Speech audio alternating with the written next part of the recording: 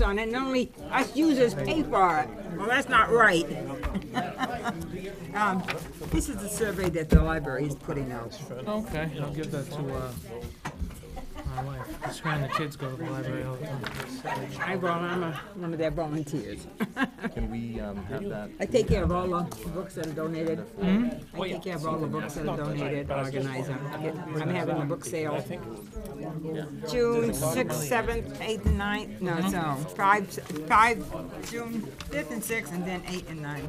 We usually have it this time of year, but they wanted Earth Day that week, so we changed it. Okay. Mr. Manager, we just decided we are going to start at the top. Some of these areas we've covered once over already, but we hadn't made any final decisions, and some areas we haven't covered at all. So we've got a lot of work ahead of us tonight. Let's try to get through it as orderly and as expeditiously and efficiently as possible. Absolutely, sir. One thing that I would like to point out, the additions that you placed onto the budget tonight, you put $39,000 in for the sewer, $3,000 in for the library, and $25,000 for the downtown. It gives you a total of $67,000 of new tax spending that you're looking at. What I did then is, right now, the budget and the tax dollars that would have to be allocated through voting is $14,255 less than last year. It's not to say that some of the budget items haven't gone up, but with our balance of the revenue projections, we're a little bit less than we were last year. So when I factor out the $14,255, you've added, right now we're $52,745 over last year's allocation, tax allocation. $52,745. Correct. And I bring that up is that the magic number for us is around $55,000. And what I term by magic number, that is when LD1 kicks in for us in terms of any spending over the $55,000 will then require a additional warrant article requesting the taxpayers to go over the LD1 limit. So the $55,000 is the break-in point. Okay. Thank you. If I'm looking at the warrant, the first articles 2, 3, and 4 are really the ordinances pieces that have been proposed at this date. Article 3 talks about the disbursement warrant ordinance. I provided a copy of that disbursement warrant ordinance to you in your packets, and I corrected one piece of that was identified at your at one of your other budget meetings where there were some language changes that occurred in it. Was this something like what they had in Buxton? Yes, it is. It's okay. Based on that Buxton format. And the reason I just made the proposal to you would be in the event that we lose 3 selectmen again, this ordinance would allow us to continue to pay our costs, all of our warrants and so forth. So that's why it's there. But as I read that, one selectman can sign any of that? No, I don't believe so. No, maybe I read it wrong. It has to be a quorum of 3, or if there is not a quorum of 3, because... It says, in the Well, event less than a majority Yeah. serving selectmen may not execute or issue, they have to, at least the remaining ones, have to authorize the disbursement. Okay. Okay? So if you had 2 left, they would have to agree to Both of disperse them. it. That's Okay. correct. Good, yeah, that's okay. Okay? So it looks to me like the changes that we talked about were the removal of or unavailability under A3, and that's it. That's correct. Is there any thoughts whether that stays in or gets removed at this point? Well, I think it might be a good idea. I'll move that we leave it in there because we did have kind of a little problem. Okay. Nothing serious, but a little problem.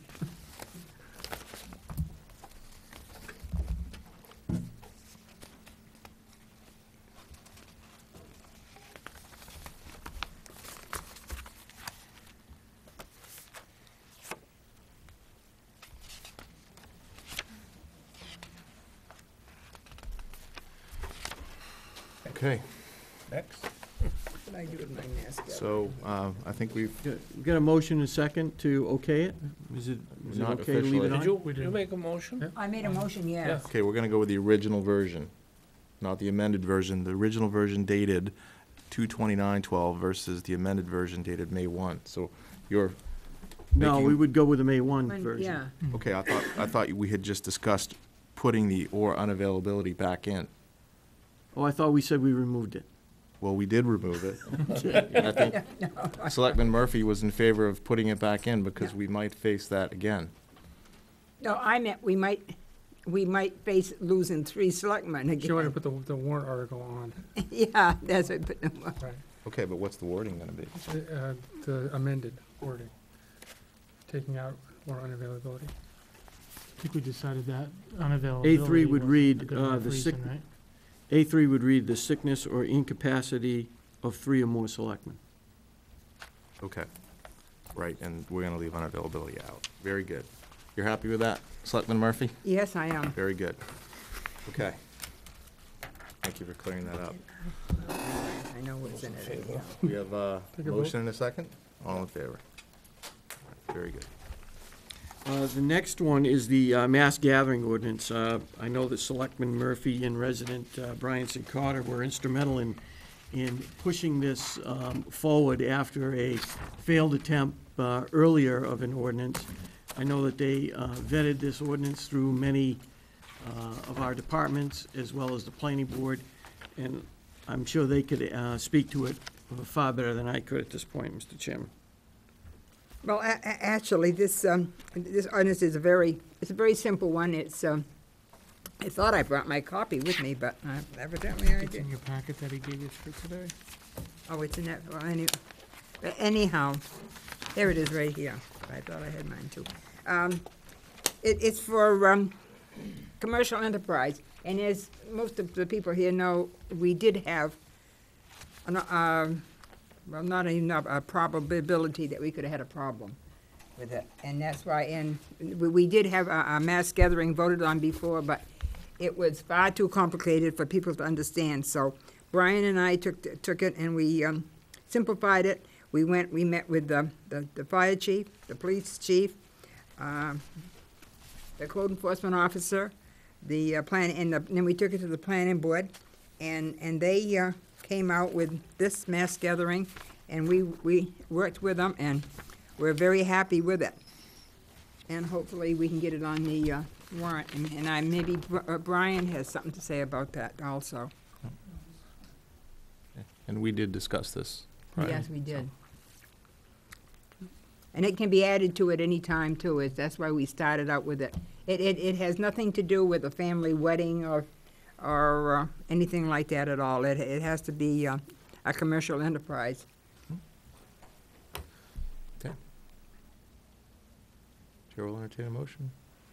I made the It's already motion. made Good. and So seconded. it is, very good. All right, well, all in favor then of approving Article 4. Wow, we need to get up to speed here. I thought Eleanor and Bob. Eleanor and Bob. What? You make the second? No, Brian, did you second? I'll take credit. See, see?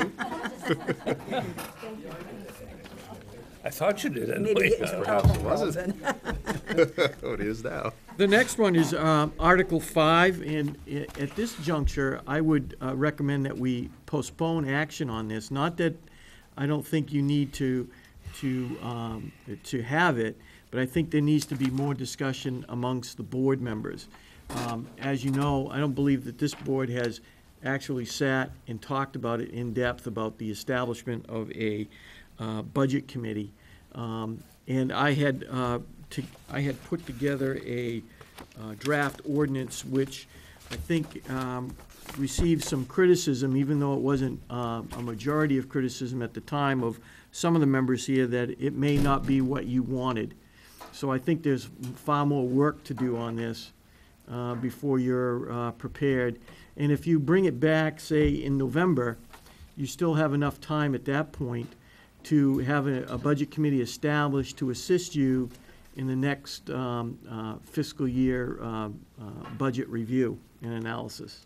Well, the thing that I saw on this budget committee that you put in our packet, which I thought we had discussed the other board more highly, was an elected member, elected, not appointed by the board.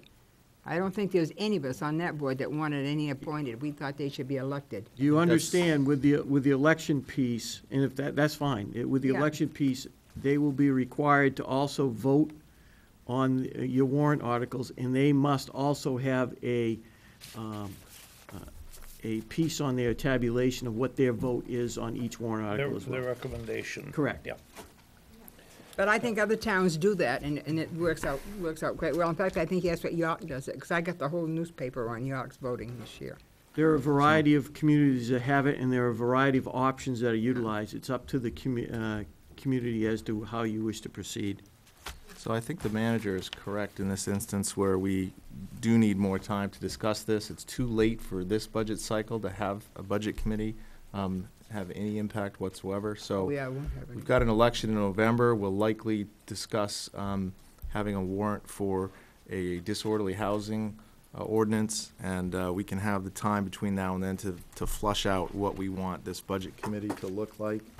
And we can get that in time for the November vote, and that will allow us to have their input, so if we so choose to form this committee, whether it be appointed or elected, for next year's I budget move that cycle. we remove Article 5 at this point. I'll Do we want to second that. remove it or table it? Whatever you want to do, remove it or table it, bring it up again, No, if you Pick it up table it, again you'd then. have to take it off the table. yeah. Yeah, so remove it Just from the warrant. remove You it. better to Remove it from the remove it. warrant for later That's what I discussion. would Very good. suggest, yeah. Do we have a second? I second that. All in favor? Thank you. That gets you to Article 6, and again, once we get done tonight, I'll have a better perspective as to what the warrant will look like, and at your meeting on the 15th, you'll have a fresh copy, as well as a copy that we're hopeful will be ready for signatures.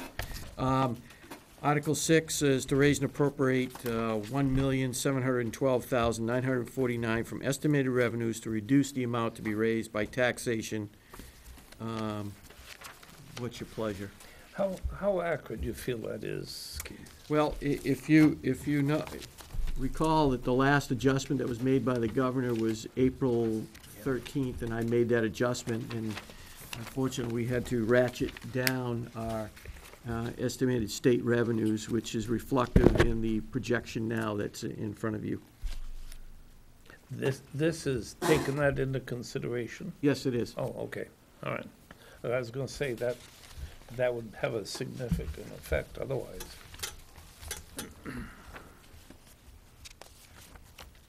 I move we accept Article 6. I'll second that. All in favor?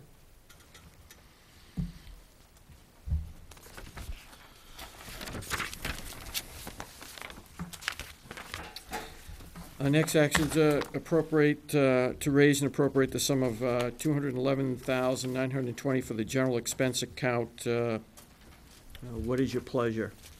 Now, this account is what, the town hall account, or?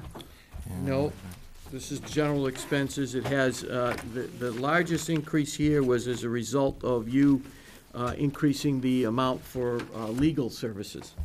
Okay. Well, I think maybe we gotta leave that in there. Covers, it Unfortunately. covers workers' comp insurance, your audit services, your legal fees, administrative fees, street lights, traffic signals, interest, unemployment compensation, and your property and liability insurance coverage. I move we accept Article 7 as written. Second. It was the legal expense that we increased by 30,000, is that correct? Is Yes. that- Yes. Right. Yeah. Okay. Any further discussion? All in favor? Yeah, I'm in favor. Who seconded that? I'm sorry. I did. Okay, thanks, Ernie. Next one is to raise and appropriate the sum of $93,324 for the assessor's office. You know what, you're spreading out, taking That some of my 30,000 space. was in the number you just gave us with regard to the cap, Excuse me, right? but That's right. Yes, it was.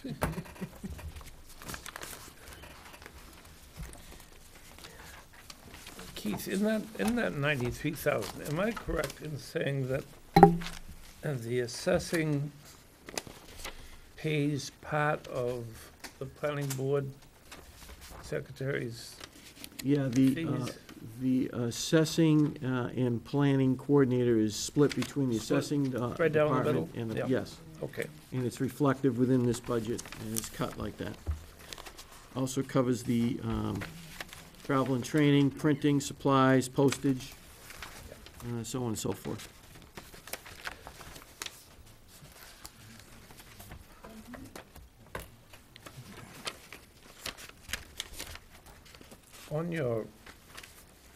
on your postage, was that increased at all from last year?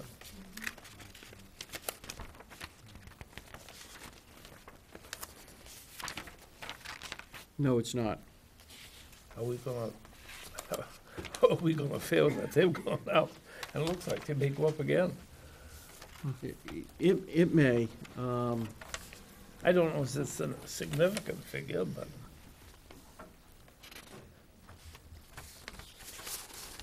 I don't really see anything in this budget. Janet, in this case, That was already a reduction of when you 7%, send out right? a certified letter for, is that in this budget? Yeah, $7,000, Yours is out $7,200. of the town hall, Health right? insurance purposes, I think? Yes. Yeah. You're absolutely correct. Well, I'm thinking in terms of foreclosures and that kind of thing. Town hall budget, yeah, okay. I move that Article 8 be accepted. What, Article what? 8, I'll second that. All in favor? Our next one is to raise and appropriate the sum of $507,038 for the administration account. What is your pleasure? This is the account of not only the Selectmen, but the office and everything. And I've been giving it some thought. And most towns around us close one day a week. And I wonder what we could save by doing that. And then if some of the, in fact, and I was talking to the town clerk, and if somebody has to come in and work in back, they can do that in order to catch up on some work that, if they're behind and they're not, the public doesn't come in. And I think that, and I think they did a study last year or the year before or whatever. Oh, that was quite a while ago. Oh, but I was wondering if, because North Berwick, South Berwick, Lebanon, Dover. If I may, I think what we're going to hear from a lot of you this evening are great ideas of cost-saving measures. And I think it's something that can certainly be discussed, vetted, and approved by this board as you move forward. The problem that we have right now is that we're at the end of this budget process.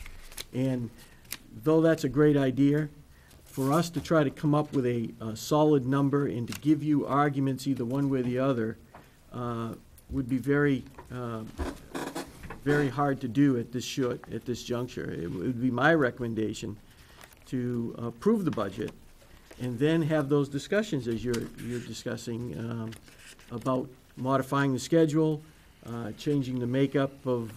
And you mean start and close one day a week afterwards? If If we decide to do that? yeah, and then I think at that point, you have an ability to then go to the taxpayers and say, we approve this budget, but we've also looked at this and made some adjustments, and as a result of that, we've had some cost savings to you folks as we've moved through this budget cycle, and they'll be reflective in the next budget cycle as we begin it.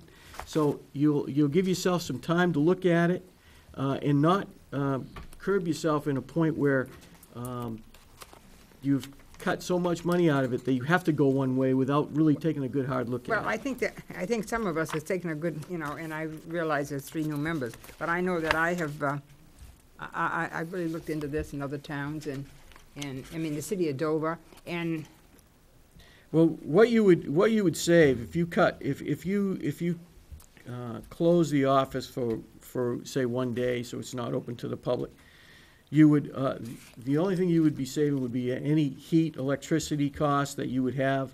you'd have to make decisions of whether or not the remaining part of the building is gonna be open, for business. Such say as that- what? You have code enforcement, you have assessing, you have planning, you have the finance office, you have the town manager. So you'd have to make decisions on that.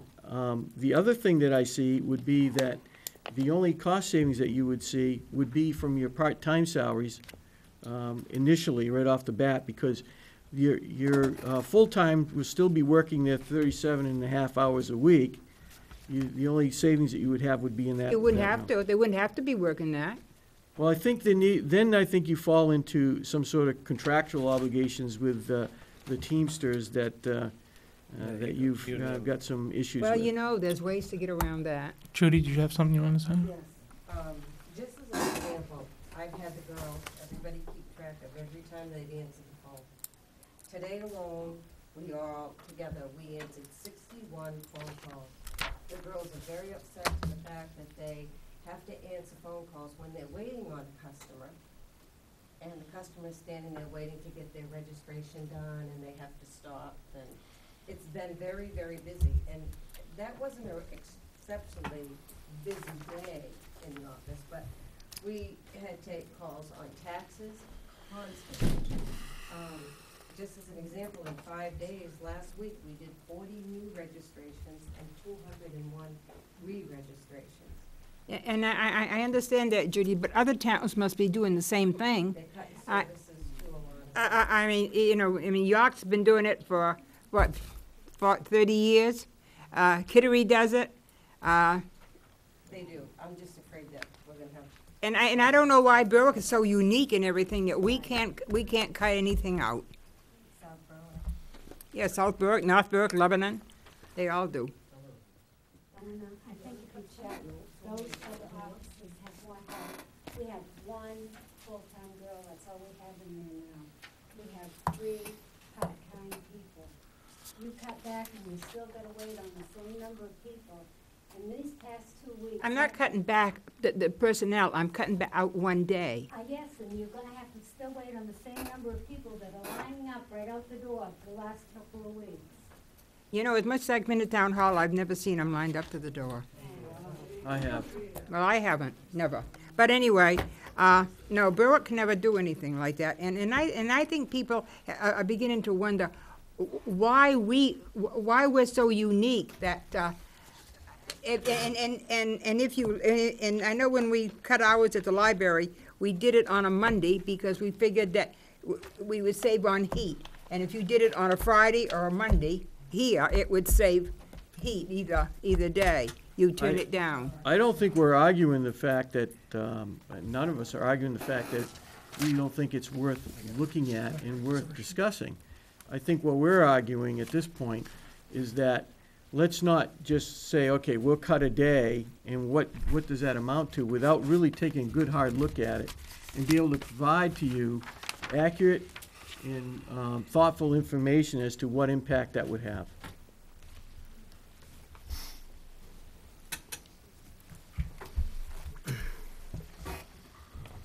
Well, I know where that's going, so let's forget Well, it. no, the other way to address it is just to pick a percentage. You know, we've talked about 10% What? as a number to cut a budget, and then they figure out how to do it. Well, you know, they all say, well, you know, the union, you can't do this. Well, you know what you could do? You can cut the budget, and if they have to lay off, that's their problem. They have to work with the budget they're given. That's what that's been done many times. We did it at the county a couple of years, and guess what? Nobody got laid off. Is, One more thing, Eleanor, like Lebanon, they still have full-time hours, like they stay open later at night, they close one day, they open earlier in the morning and stay open later at night. Yeah, I'm not sure. I mean, I know the city of Dover, because we looked at that where I am, has done that 4-day work week thing, but they keep certain functions open 5 days a week. And I think, I don't see any reason why we couldn't do it here. I just would be afraid to not understand the logistics of it. Well, you know, if somebody got behind in their work and had to come in on the day off and work in the office, We have shades we can pull down. They could do it without being bothered from the public, and probably get a lot more done. And as far as the telephone, if you're closed, you don't answer the telephone. Because when they pick it up, they're told that the office is closed. So, Offering some inconvenience may make people choose more efficient way of, like, car registrations and stuff like that, that can be renewed online, but.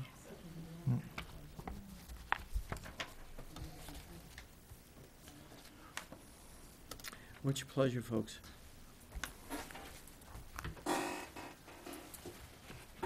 oh, I don't care what you do. I'm in favor of a 10% cut. 10% cut, and we'll sort it out later. You mean cut this budget 10%? That's Correct. $50,000. Let's see. It's 10%. Yeah, that's a lot of money. I'm wondering if, It's a good thing the budget's not $1 million, because then it'd be 100,000. if it would be more beneficial to the services of the town if there was a 10% plan phased in over a certain period of time. I don't know, I'm just bringing up a suggestion. At 10%, obviously, if you or I were to take a 10% cut in our pay, which Divided, I would need. yeah, exactly. And mean, I'm just not 10%. sure how much the town would suffer based on just an arbitrary number of 10%. That's my question. 10% from a business perspective is a cut that you feel, but it's not a cut that cripples you. It's a cut that requires adjusting. But you can certainly get by. You find creative ways to even deliver the same or a very similar level of service in this case. If you start cutting deeper than that, then that is rather draconian and can require a much more substantial adjustment. But 10% is not something that I think is going to cripple any department in town. Well, That's gonna mean personnel. yes, that's exactly what it's gonna mean. Your total in, for wages administration right now is $467,684. So, if you take 50,000 out of that, you're probably looking at, depends if you wanna go a full-time position or a series of part-time positions, as well as your part-time coverage. And you have to remember that part-time coverage covers a lot of, also covers our ballot clerks and all that. Yeah, and So, many elections we've had this year. Hopefully, we won't have as many.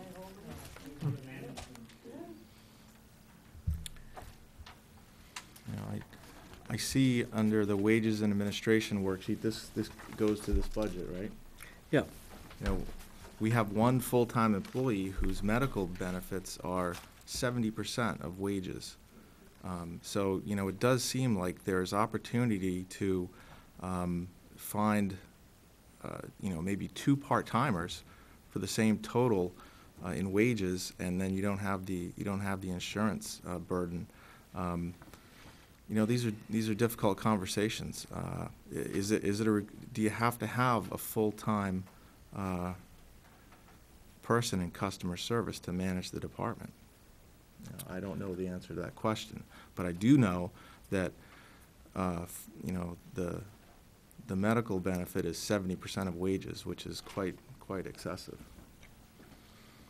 I'm certainly not questioning the concept, just all my calculator stuff, I used 6%. That's really the only. Well, I was at 5. why don't we compromise with 6? Last year, I offered a 10% cut across the board for all departments, and that was defeated. Seriously. At the board level, or? At board level. yeah, it was at the board level. I wasn't there last year when that happened. No, you weren't. Yeah. You were fortunate.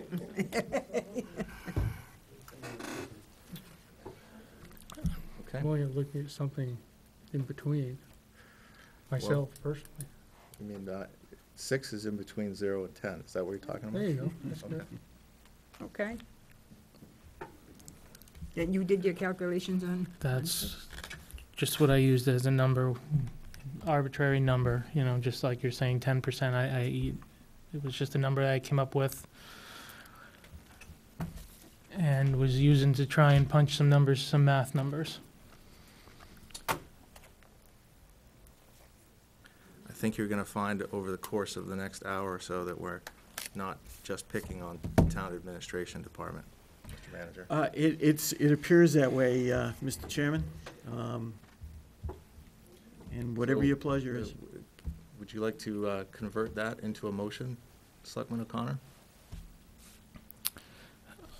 I think there might be some disagreement as to the number.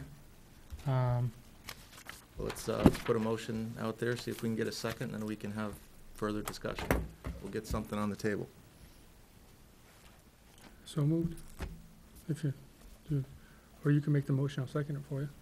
I was attempting to make a motion of 6%. I'll second it. So we have a motion and a second to reduce the town administration budget by 6%. And that's what, gonna be about $30,000? Yeah, let me give you the, Approximately, yeah.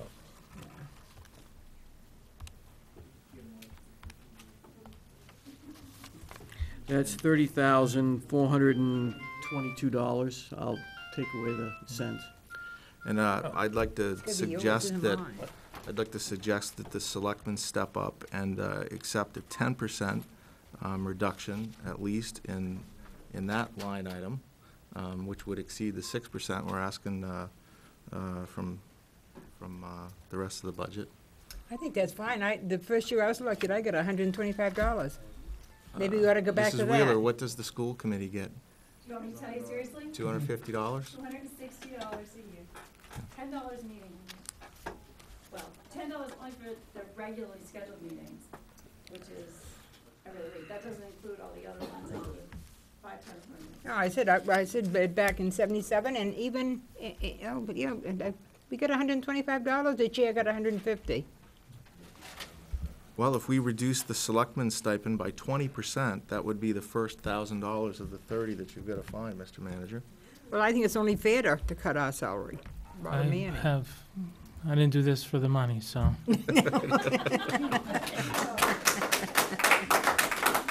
I move we cut the selectmen's salary by 20%.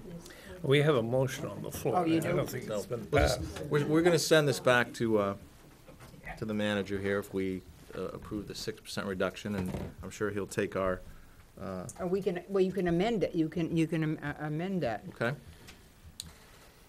So, we have a motion and a second to cut the town administration budget by 6% with an amendment to cut the selectmen stipend by 20%, and that will go towards the 6%. And I'll second that motion. Amendment, rather. All in favor? Was unanimous. All right, what was the, okay. So you're gonna cut this, you got it? I think so, sir. Let me just make sure I got the number down. Just think nobody will run for selectman anymore.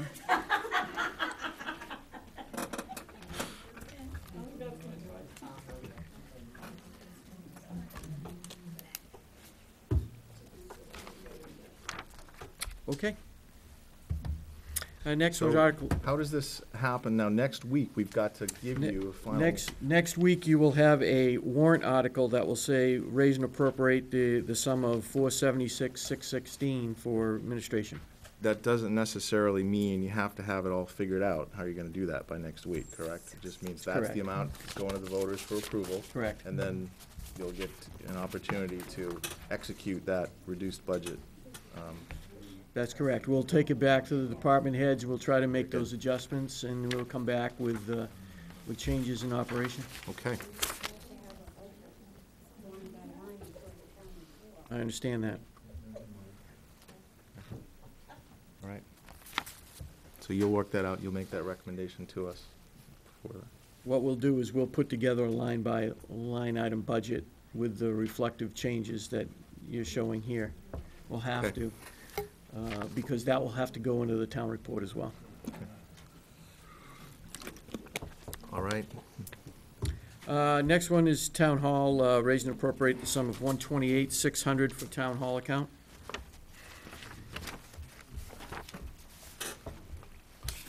Town Hall covers the custodial services, building, office supplies, equipment purchases and maintenance. Postage. Yes, Is this all the postage for the whole town, for the, everybody?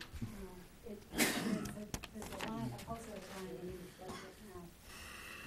So this is just for the town hall, $18,000? and what is your pleasure? I'm not sure I'm understanding your question, Selectman Murphy. Well, it's, the postage is $18,000, and Okay, I you're thought stuck it, in the line. but I guess that covers water bills, taxes. Water bills, taxes, the rental on the postage machine, and the equipment to run the postage machine. I mean, the supplies. You get volunteers to put stamps on.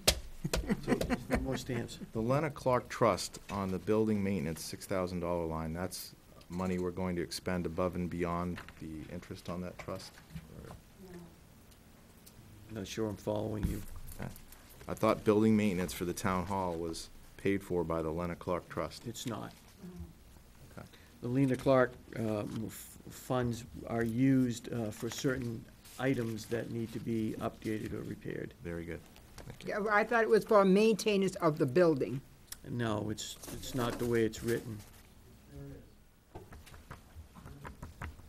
It always, that's the way we always looked at it, that it was maintenance for the building, it wasn't for, No, I mean, it's exclusively been used for the outside. We did the entranceway coming into the building here, we did the cupola on the building, we did the front stairs, but it isn't just general operating maintenance. no, it's not bulbs and operating. things like that. That's what that 6,000. That's what that 6,000 is for. But it's for the maintenance of the building itself. Right, but it's the things I just described to you.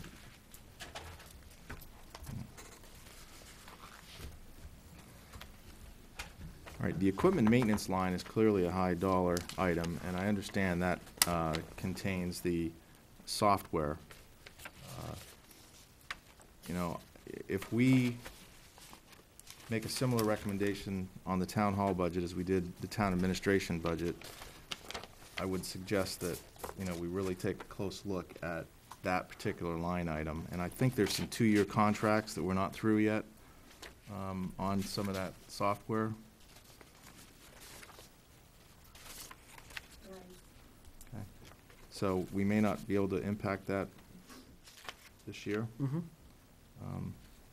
But I'm not sure that that's, Are you talking about Munis? yeah, we're correct. Yeah, that's a big deal. Yeah, and I know it is. They host all of our data now, Right. so it's a, We'll have time to take a look at that. yeah. have to What really is the discuss that. ATM warrant?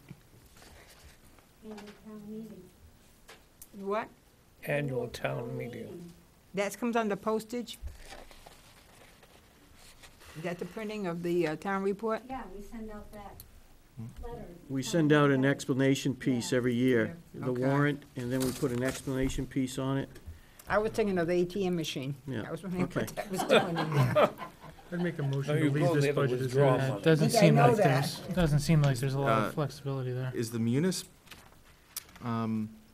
is that a private company, or is that through MM? It's a private company out of Falmouth, Okay. Tyler Technologies. Sometimes, you know, when you talk to your vendors and you let them know that you've had a cut to your budget and, you know, you're gonna have to consider shopping that service, you know, they find a way to work with you, just throwing it out there. Mhm. All right, we have a motion on the floor to I made a motion to leave this accept one this at, budget the way it is. Leave it. Second it.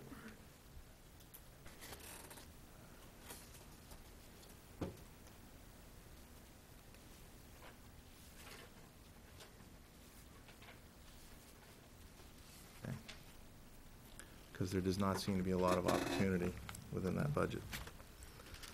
Any further discussion? No. All in favor of accepting it as is?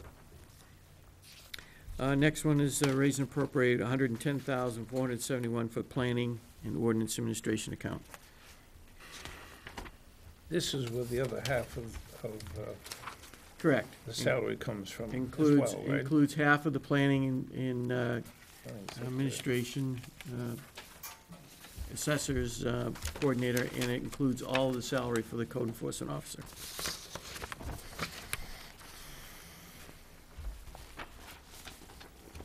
The one thing I don't understand, and I guess it's in most of the budgets, is we're paying life insurance for people. This is something new to me. We never did that years ago. And I never worked anywhere, anyone ever paid my life insurance. Is that one of those standard, whatever, 25 or 50,000 Yes, dollar plans up to? yes. But I wonder how many people out there that works where they're getting life insurance. I'm not familiar with that, but I'm I've sure. been in municipal government for over 30 years, and I've always had it paid for. It's a small policy. Well, I don't know, it's Yeah. costing us money. No, I'm just- Taxpayer I'm not- themselves I'm don't not- get that. You know, I mean, we've got all kinds of fringe benefits here. I mean, some of them are good and necessary, but I think some of them are, sorry, I don't know. I think most people carry their own life insurance. That comes automatically with the health insurance. I mean, it comes automatically. Here, you've got it, you separated it out when you told us about it. You said one was $750 and the other one was, what, $130? Where are you looking? Looking under the wages on planning. Insurance, you've got, insurance, $860. And the $750 is because she doesn't use our health insurance, am I right? Yes. And then the $130 is, you said was life insurance. We pay life insurance on her because she doesn't have health insurance. Anyone that has health insurance gets an automatic life insurance policy. Because she doesn't get the health insurance. I understand what you're saying, but why would somebody get automatic life insurance? Well, because, That's a union. no, because the people that have health insurance get life insurance. So the town chose to pay $750 to those people who don't get health insurance and pay for the life insurance This- that the other employees. The state have. doesn't pay that. Oh, I can't argue with that. No, but what I'm saying, I mean, that's quite a benefit. The state doesn't give it to their She workers. doesn't take health insurance. She doesn't so take it really health isn't that insurance. much money. But that's not the point. It's $100 and some odd a year. I understand that. But you know what? You watch your nickels and dimes and your dollars take care of themselves. But, state employees do Yeah. not get health, May fall in here. life insurance. What's your pleasure, folks?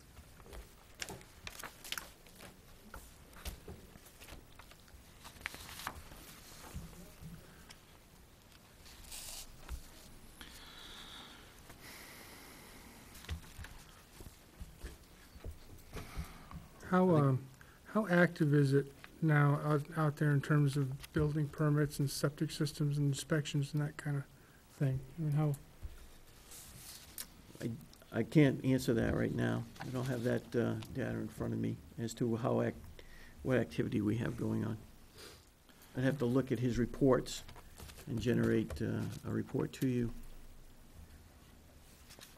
Yeah, code enforcement's an expensive line item.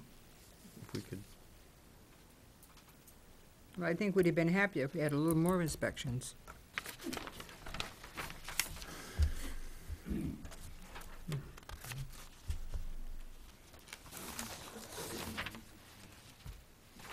do we want to consider making that a part-time position? I don't know if I have enough information to Yeah, do I it. don't have enough information. I mean, you could, Okay, so, Pat, you it got sounds, someone up back wants to. yes, sir. Dave Stolte, I've been in construction for 40 years, and having to deal with town budgets around and having to deal with the code enforcement people in every community around me. This one's probably open more than twice as much as any other one. It's usually a Tuesday, Thursday thing, or a Monday, Wednesday, or a 3-day thing, but it's always been that way.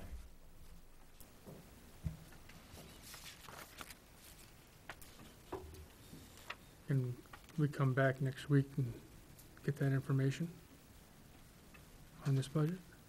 You want to know activity? Yeah, we'd Sure. like to consider the activity level on the code enforcement officer line as perhaps a part-time position versus a full-time or a chief savings.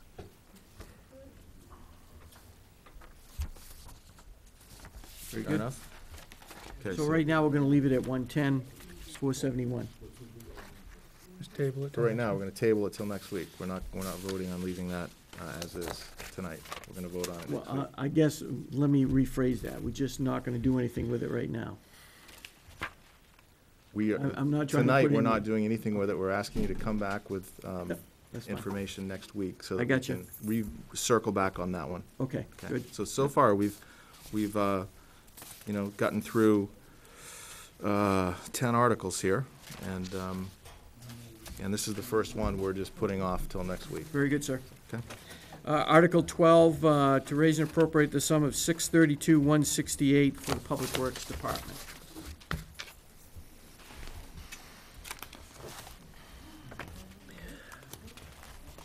I have a suggestion in this particular issue. We have lost a full-time employee through attrition, basically. And this covers two areas, two departments. My thought was, because the transfer station's open 3 days a week, that we could actually save one full-time employee's wages by charging out 3 days to transfer and have that same person work 2 days at highway. We would not be filling the vacant highway position per se. Right now, we're paying for a full-time transfer station employee. And so it's, for what it's worth, I think that is a method of saving some funds, Do they work down there when it rains? if it's open. It was open today and I didn't see a soul, not a soul. I saw 2 people sitting in the shack. I looked in the shack, I didn't see anybody. They were? They didn't come up there. No, they didn't. And in fact, I wondered if they was even there. So Bob, what your proposal is to not fill that, or actually just fill one position but have it cover both departments? Right. 3 days would come under the Has transfer. Has Randy sent us his resignation yet? We have an employee that has resigned, yes. Okay, because I was, yeah, I shouldn't say, but I was talking to him and he, Not capable, yeah. It's an unfortunate circumstance, but yes, it is. we have to move on, and my feeling is that is a way of saving basically a full. You know, Full salary. another thing that I brought out for Public Works, and I don't know, if we can do it or not, but, we've got all these contractors in towns whose trucks sit idle most of the winter, and there are towns who, put out to bid different plow routes. And I know Waterboro does most of their town that way, and they feel as though that there's quite a savings up there doing that. And I think that when the foreman or the foreman, thing come in, he told us that they'd have to buy another truck, which is, what, 130 to 150,000? And that might save buying that truck, and I don't know, it may save some money by putting it out to bid. One of the things that we talked about, and I think John alluded to it when he was here discussing with you, was that one of the things that we've talked about is that when we lose a truck, when we have to retire a truck or one has to go out of service, that we begin the process of looking at contracting out certain routes within the municipality. Right now, we own the truck, we maintain it.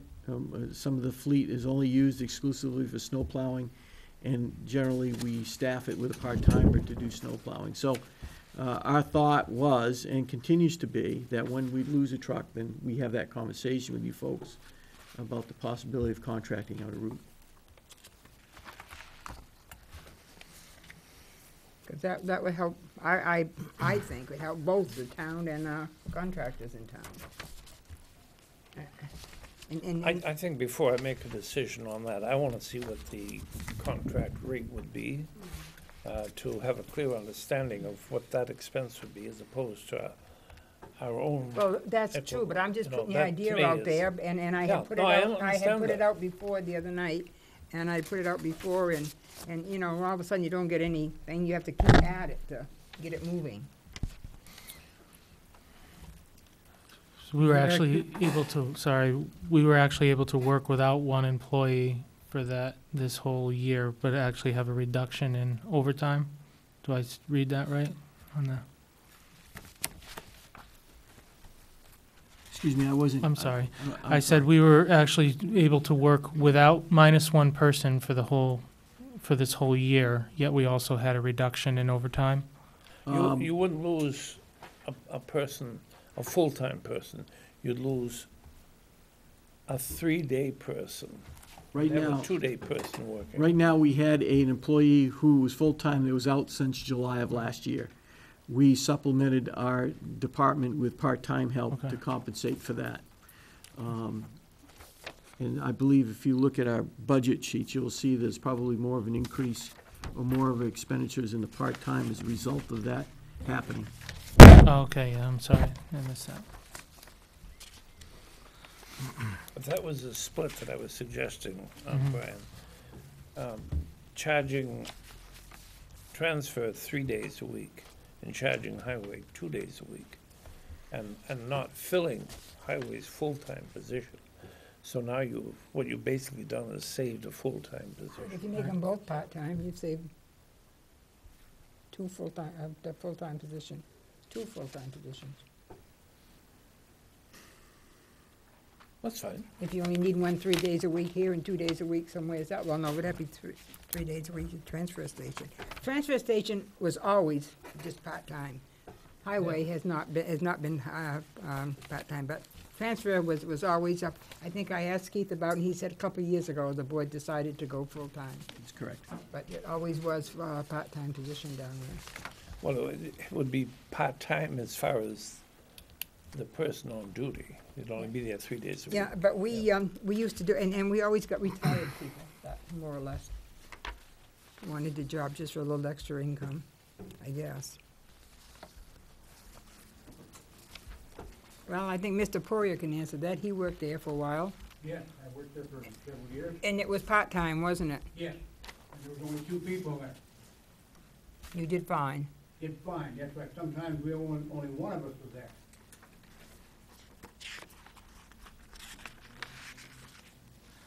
I poked at the town engineer position last time, as most people are aware.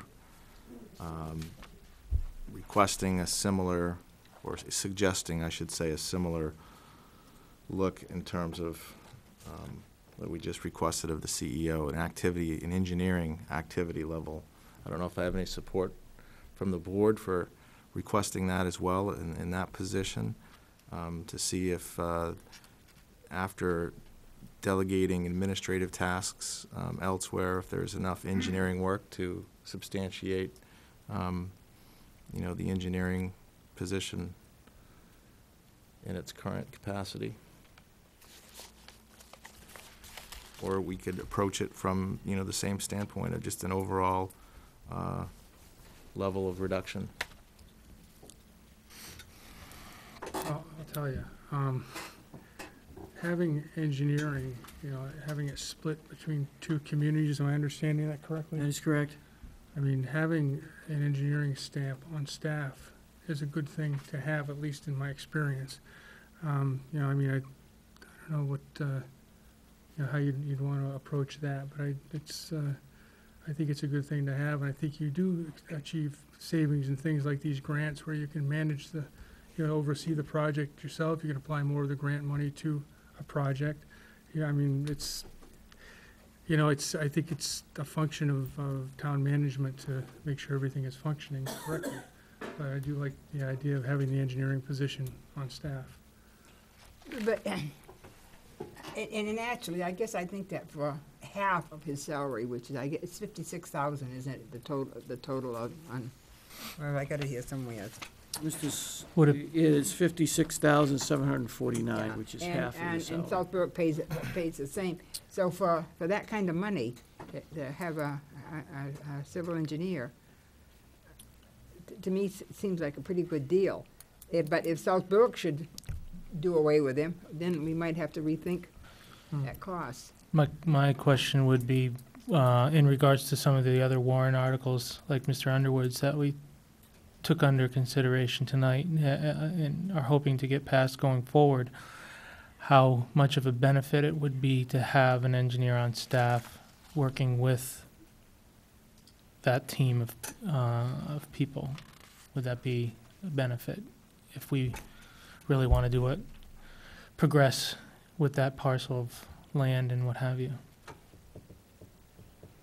I guess I would favor, just based on my quick math and what Bob has proposed, that right there in salary alone, salary alone would be about a 3.6% reduction just to that department. So I don't think it would be unreasonable to set forth the same request on this department that we set forth on administration. Because a good percentage of it would be picked up right there just in Bob's proposal. Is that your motion? It's just a suggestion at this point.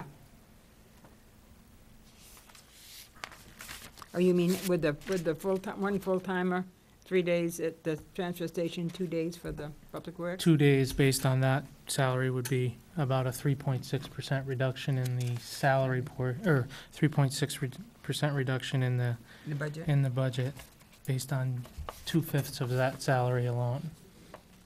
Just quick math. So you're suggesting another 6% across the board cut to the Public Works Department budget, of which you found 3.6% of it already? I'm saying that it's Understood. bringing up Just that possibility. I would agree with that. I would say too that the person that we are gonna, if we would replace at all, he has a longevity of $1,000, so that's $1,000 we wouldn't be spending. And I'm not sure, but maybe we ought to, as we hire people, don't do longevity anymore. Because it used to be $25, they've got that up to $100 a year now, after you've been here a while. Would it be fair to say we'd be wanting to take a look at all non-union contracts? We'll take a look at the union contracts with the professional negotiator when they come around, but in the meantime, the non-union That's contracts, the we time can, when you'd have to. at that Non-union point, contract is your personnel policy. Yeah, you can arbitrarily do it. Have Now, a is there budget. longevity in the union contract? Yes, it is. Yeah. personnel policy doesn't cover the specifics.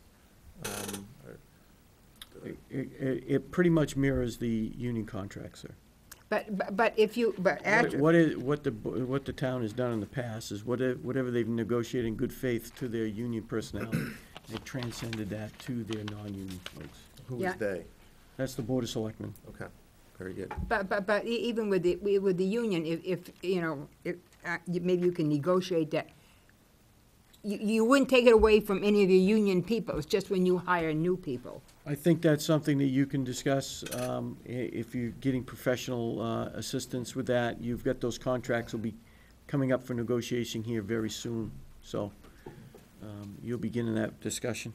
Because, I mean, some people are getting $2,000 a year more. So I'll make a motion to take that recommendation of 6% cut on the public works budget as well. I'll second that. Of which 3.6 comes out of the readjustment of personnel.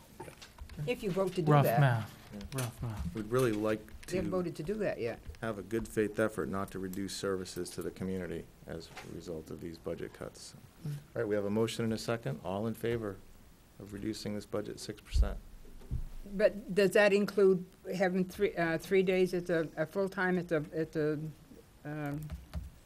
Well, I'll amend the Transfer motion station? to state that if that's the I thought it intent. was stated, but, well, I'll vote against it then.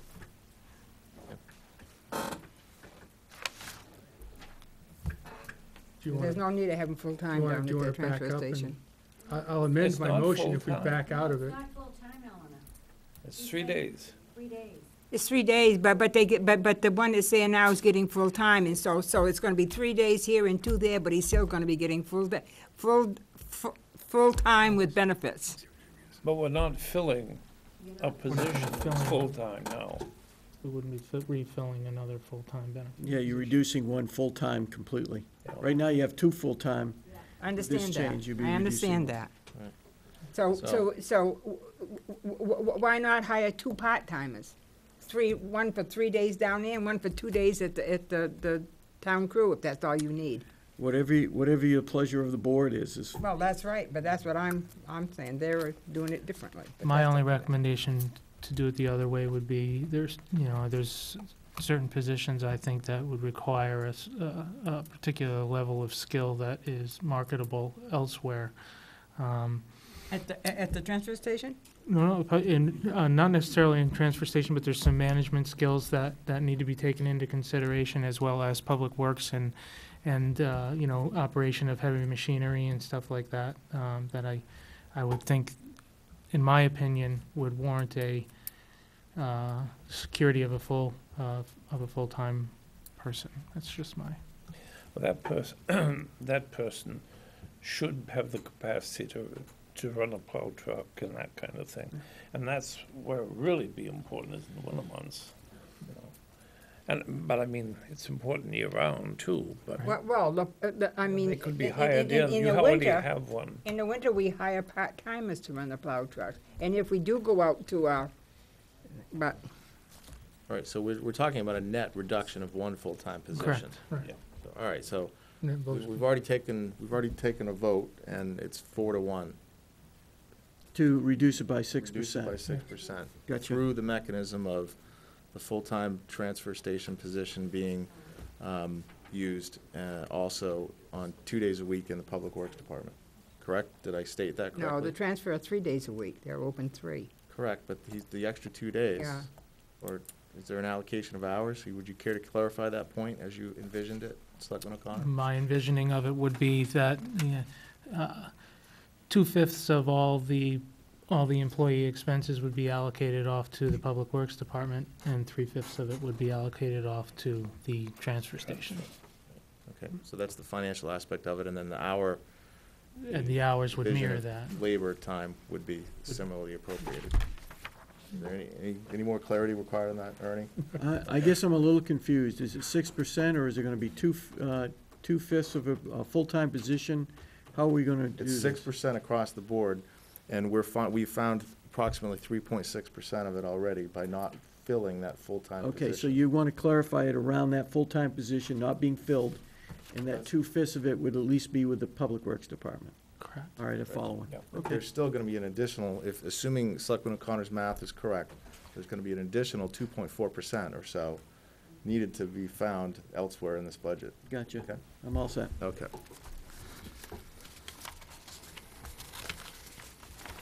Article 13 is put aside $250,000 from your fund balance, so you're not raising it by taxes, and authorize its use for road, sidewalk construction, repairs, curbing, ditching, etc. What's your pleasure?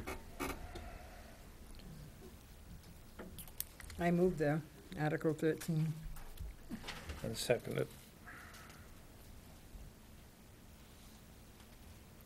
This has been pretty much a standard that we've used for a number of years, just to try to keep our roads in a reasonable condition. And in some cases, they're not even reasonable, Yeah, but, but 250,000 today doesn't do much no, on it a road. doesn't, it doesn't.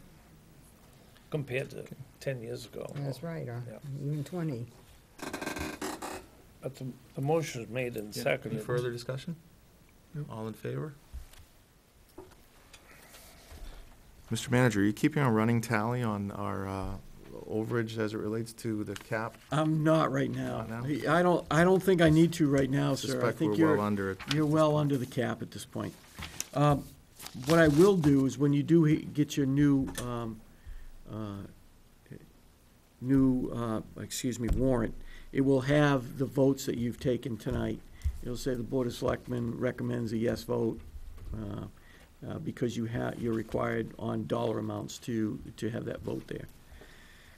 Article 14, shall town vote to authorize the expenditure of all revenues received from the State of Maine Urban Rural Initiative Program for road improvements. This is money that we receive from the states, roughly about I was $66,000. gonna say, is it still And that- 66,000? It is, and that money goes with Article 13 to give us more of a complete road package to look at and expending. I move we accept that one. Second? Are there any unspent balances that actually get carried over? Yes, there are some, and we do carry them, and then we use them. What happens sometimes, is there'll be a larger road project, and so we'll use some of the funds that were from carryover from the previous year. How large is that carryover fund at this point? Right now, it's $293,298. But the summer season is just, when they use that. We've got Diamond Hill, portions of Diamond Hill to do. He laid that out to you at your last meeting. Well, we're gonna get, and I don't wanna digress too far, but we're gonna get an estimate on that portion of road that you talked about last meeting? Cranberry Meadow Road from, The lower end, it is in bad condition, really Yeah, bad. I would strongly suggest that we, and I've spoken to John about that, and he agrees, you know, but there's only so many dollars, and there's only so many feet of road that can be done. He does put together a package like that, and I think he could furnish us. The issue there, if you want to do that, that road should be test bored to determine the underlying materials, because gut feeling, there's clay there. And if there is any amount of clay, that will heave a road quicker than anything I know of. It will? Absolutely. And so the process of rebuilding that is the issue. And I Well, I think, think he said that too, yeah, he did. that they really need to be And, rebuilt. and there are methods of working over that kind of soil. But you're right in the fact, we should have an estimate and then go from there. I was just wondering if we had it, but that's okay. Sorry about that. Article 14. Yeah, do we have a motion and a second on that? Yeah. Oh, Yeah. no, I made a motion. We got a motion. Do we have a motion and we have a second? Okay. Yep. Second. Okay, all in favor? Sorry. Thank you. Shall town vote to raise appropriate the sum of $1,335,812 for the police department?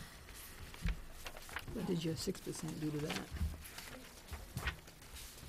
Not.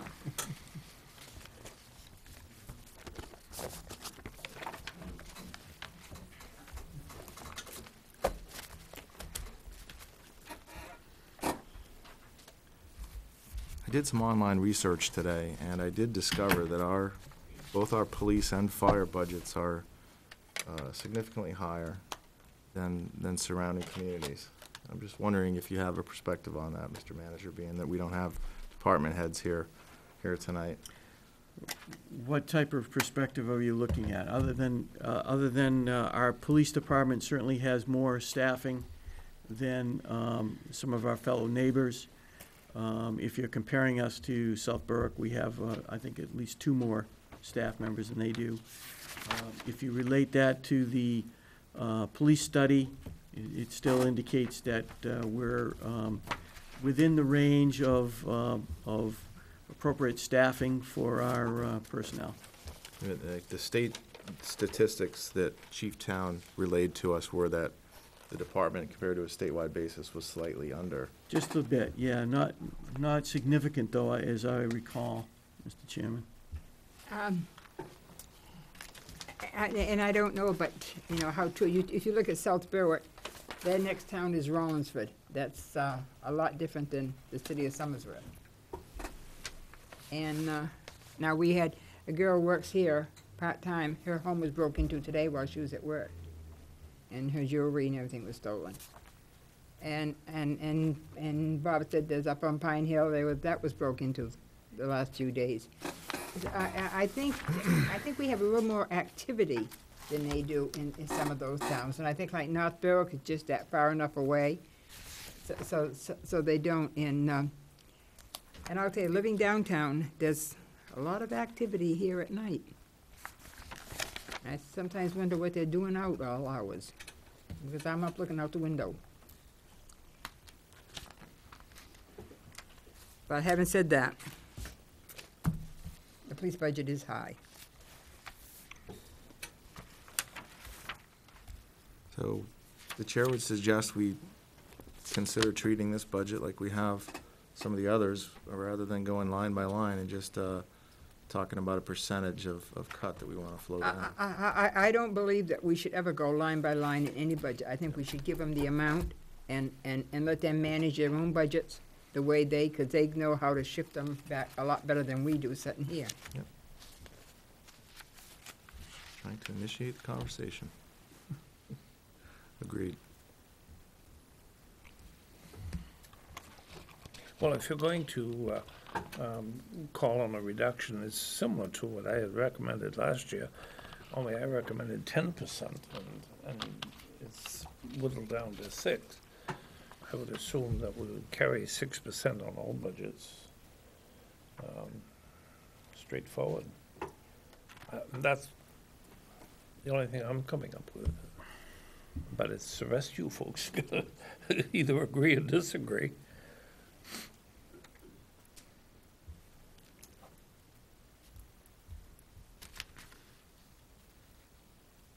My only concern, applying the same number to both public safety departments would be that, and that's public safety.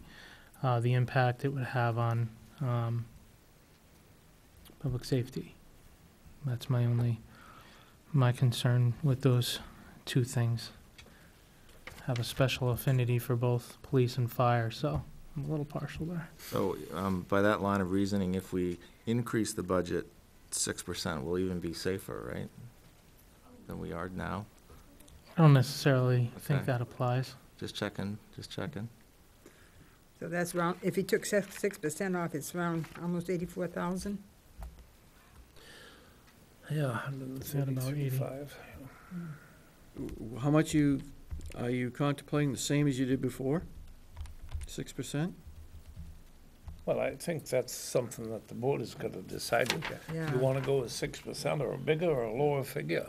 I got That would be 80,149, which would be just about what was asked for in terms of an overall increase in the budget. The point I was trying to make was that I don't necessarily believe there's a direct tie to the level of public safety with the small amount of budget cut like we're talking about here. So I was just bringing it up just as a, my opinion. I'm not trying to override yours by any means. No. I apologize. No. Yes, Mrs. Wheeler. If I may make a small comment about this, Please I do. would ask that you look at the same things that we're looking at the school district level. Same population, same issues. So if you're gonna cut this budget, and I talked to Brian about this, I have always asked, since I got off the board, that somebody on the board have a scanner and listen to exactly the type of activity that goes on in this town. It's very easy to look at those numbers and say, we have too many people. But besides the things you're talking about, we had DHS here, removing kids from some Section 8 housing on Lyman Street today. The police have to go to that. I had the police in my place, my little business, a couple times over the past couple weeks to remove people who were drug-addled. I told you I would leave, Peg. You didn't have to kick me out. But we are a different kind of community, and we really have sort of driven that, and then, as Brian says, we sort of step back and say, well, let's make ourselves look like everybody else, and public safety will stay the same. we aren't the same as everybody else, like Eleanor said. We are co-located to a different type of community, and a lot of that travels across the border, and we're dealing with some issues due to the type of population we pursue in Berwick. So if you're gonna cut those budgets, I really will say again, I hope we all sit down at a planning table and start looking at what we're doing. Well, today, late this afternoon, I heard a siren, and I mean, they went up Rochester Street. I can't tell you how fast. It wasn't more than 3 minutes, another cruiser went up, and it wasn't more than 3 or 4 minutes, and the third cruiser went up. I have no idea what happened or anything else, but I'm assuming it was something kind of serious. Within a half mile of my house, over the past 8 years, we have seen the death of 3 lower 20-year-old kids to drugs and alcohol. We have a huge problem. Yes, we do have a very huge And- problem. And cutting public safety, I don't think helps us address it. I would like to see a police advisory committee put back into place, so that we can get volunteers helping to address some of these issues and some other places and things. But I have some real concerns about cutting the police department. I mean, we have lots of problems here that we care not to look at. Well, I know that one night at 11:30, when I was just getting ready for bed, I looked out, and right on Maple Lodge Street, there was this guy out there, and he was taking off some clothes, and he was going, I never saw so many antics in my life he was going through. And he had something on the ground, and I didn't have any idea what it was. Well, he just went all around on and then all of a sudden he put the clothes back on, picked up his backpack, and took off. And I did watch him till he got down to the corner, because I thought, I don't want him going in my backyard. He'd have to go over the fence, he probably couldn't get in, but, And, you make you a little nervous when you're alone. Huh? Maybe he just walked through a bunch of ticks. He was just doing Tai, Maybe. he was just doing Tai Chi, Eleanor. Just doing what? and But the- living alone, I mean, it makes me a little nervous sometimes. I'm thinking, my God, and what is the he Sullivan doing up School there? Apartment Project is advertising. They're gonna be opening soon, as they say, and that's gonna be 34 more units in downtown. Mr. Wheeler? Well, I just in support of that, it's just the demographics are different. Just compare Berwick against South Berwick or North Berwick. Simply, Berwick is a census designated place, proven to be low to moderate income, which you don't see. I mean, in Kittery, maybe there's one in Bedford. So it's a concentrated low to moderate income population, and we don't have the volume, other towns don't have the volume of rental properties. It just, not to knock anybody, it just creates a lot of issues that have to be dealt with. And I think we are close to Summersworth, and they've got a lot of problems over there also. And I don't want to beat a dead horse, but you look at what happened in Greenland, and I do not like it when we got, years ago, I think Ellen and I were on the board, when we fought very hard to get to the point where we had 2 officers on duty at one time. That's right. And I hate to see us go backwards, because I'll tell you what, if it was one of my kids working on a shift where they were alone in this town, some of the issues we have, I'd be very uncomfortable. The chief praised the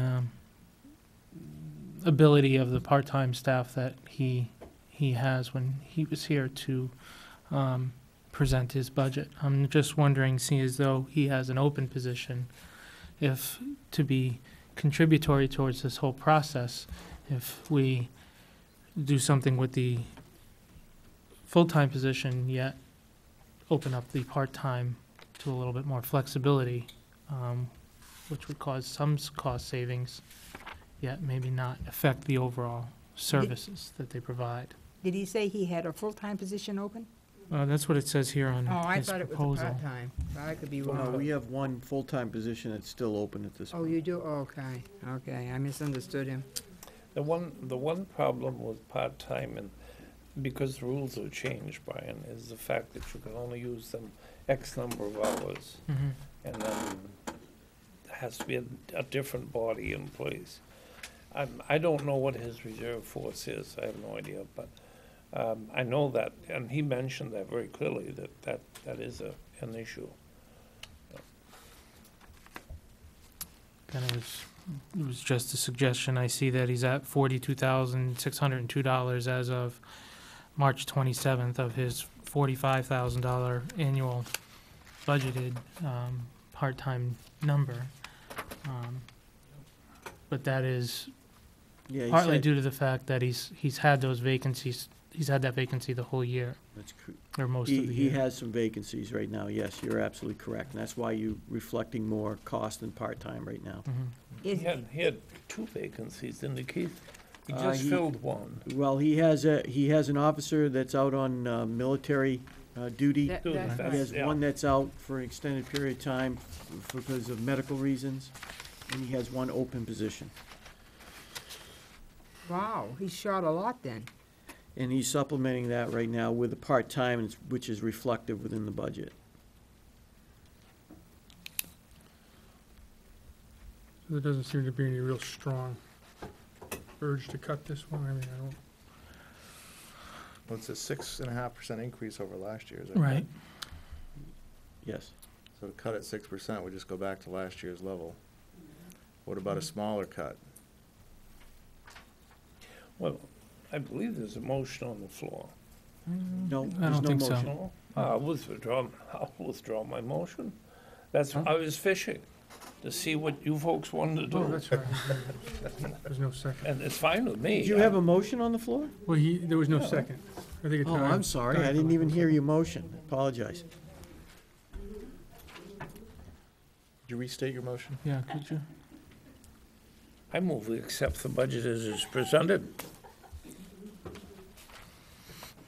Well, that seems to be the consensus. As I guess we'll understand see. it. second for sake of discussion. Yeah, let's open for discussion if somebody seconds it. If it's not seconded, it Just did. dies.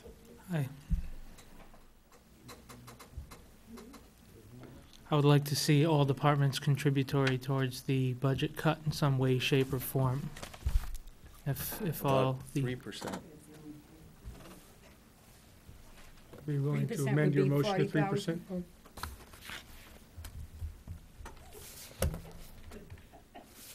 No, 26,000. Why would it be 46 if 6% is 80? 40,000, Oh. about $40,074, 2%? 3. Oh, you said 3? Yeah, Oh, I'm sorry, I thought you said 2. I didn't think you could multiply. Which is still allowing a 3.5% increase from last year. correct.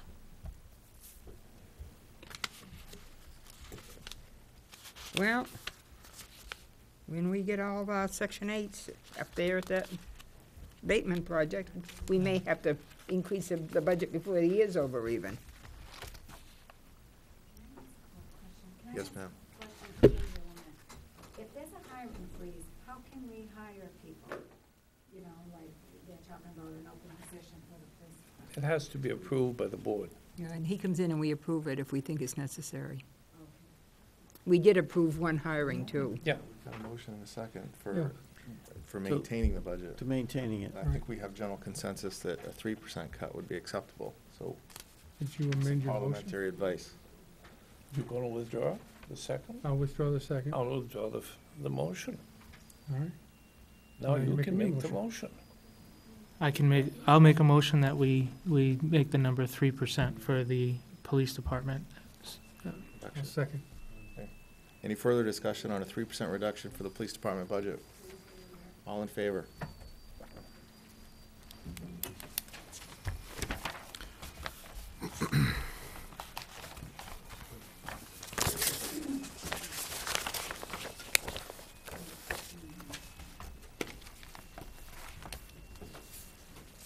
Next Somebody's is the hearing fire aid. department. Yes, and the next one is I'm sorry, I was distracted That's all for a right. moment, Yeah, no apologize. Next one's Article 16, is to vote to raise and appropriate the sum of $535,391 for the fire department. What is your pleasure? You know, there's one thing that I forgot to mention too with the police department. A year ago, part of the dispatch was taken out and put back in, 80% was put back into the police department, so that put that budget up last year. And that was, I forgot what it was, 60,000?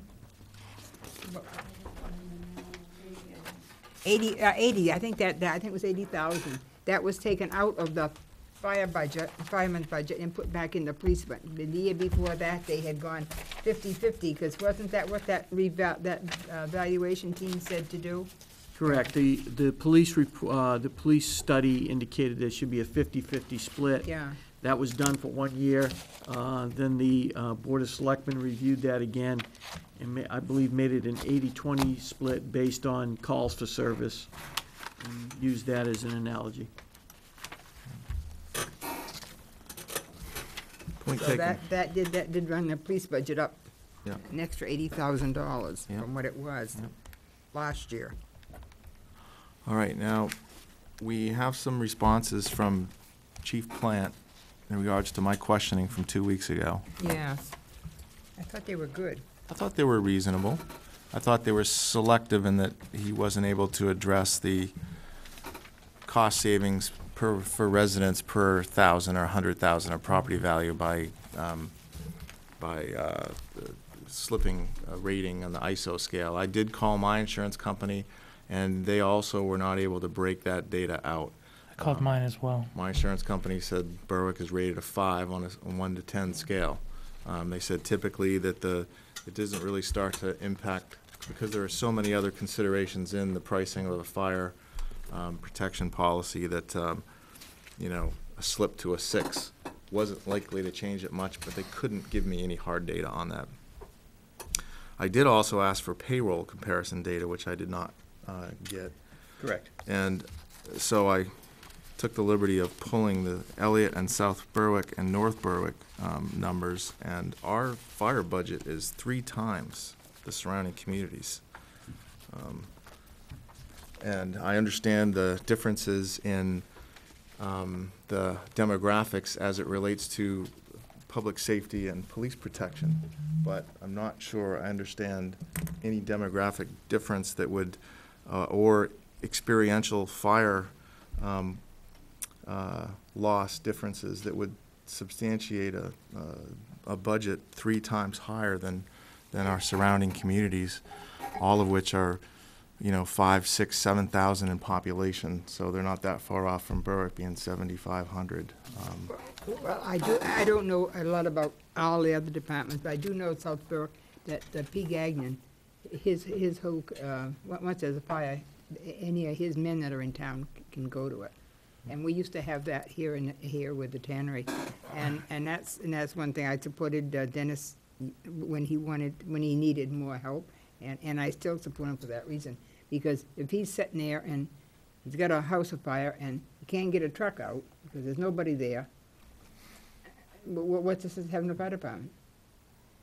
You know, and the tannery, that there's no other business in town that's big enough to ever let the people out. And now Berwick has become a bedroom community, and most people work out of town.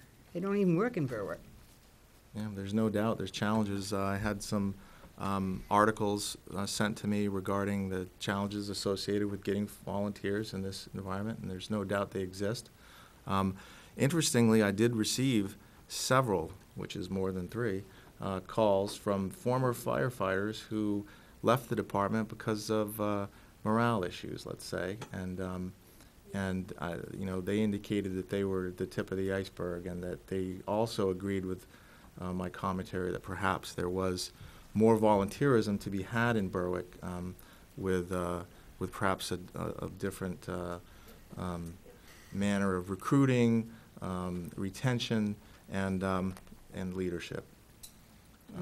So, you know, basically, without being able to find a single fire budget over 200,000 in surrounding communities that demographically match up pretty well to Berwick, I just can't imagine why we need a $535,000 fire department budget. I mean, not even close. I'm thinking of a cut somewhere around 20%. What's South Berwick?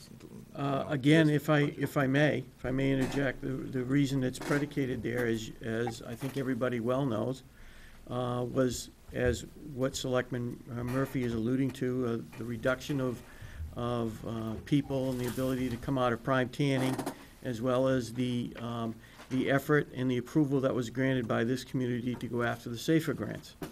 The SAFER grants provided 2 additional, as well as we had 1 before that, and then back in, I think, in 2000 or so, we also made the fire chief a full-time employee at that time. So It's been a logistic increase in personnel as a result of years of review. South when Berwick the fire fire budget, chief was- 160,000.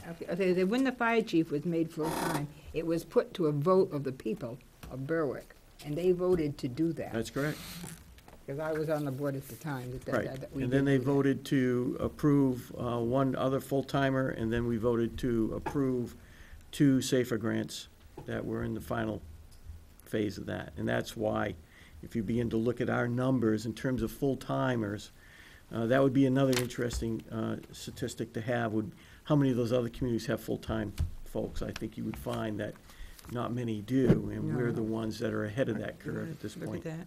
I get ahead of the curve, I guess that's one way to look at it. Yeah, it is, yep. Maybe we're a little too far ahead of the curve.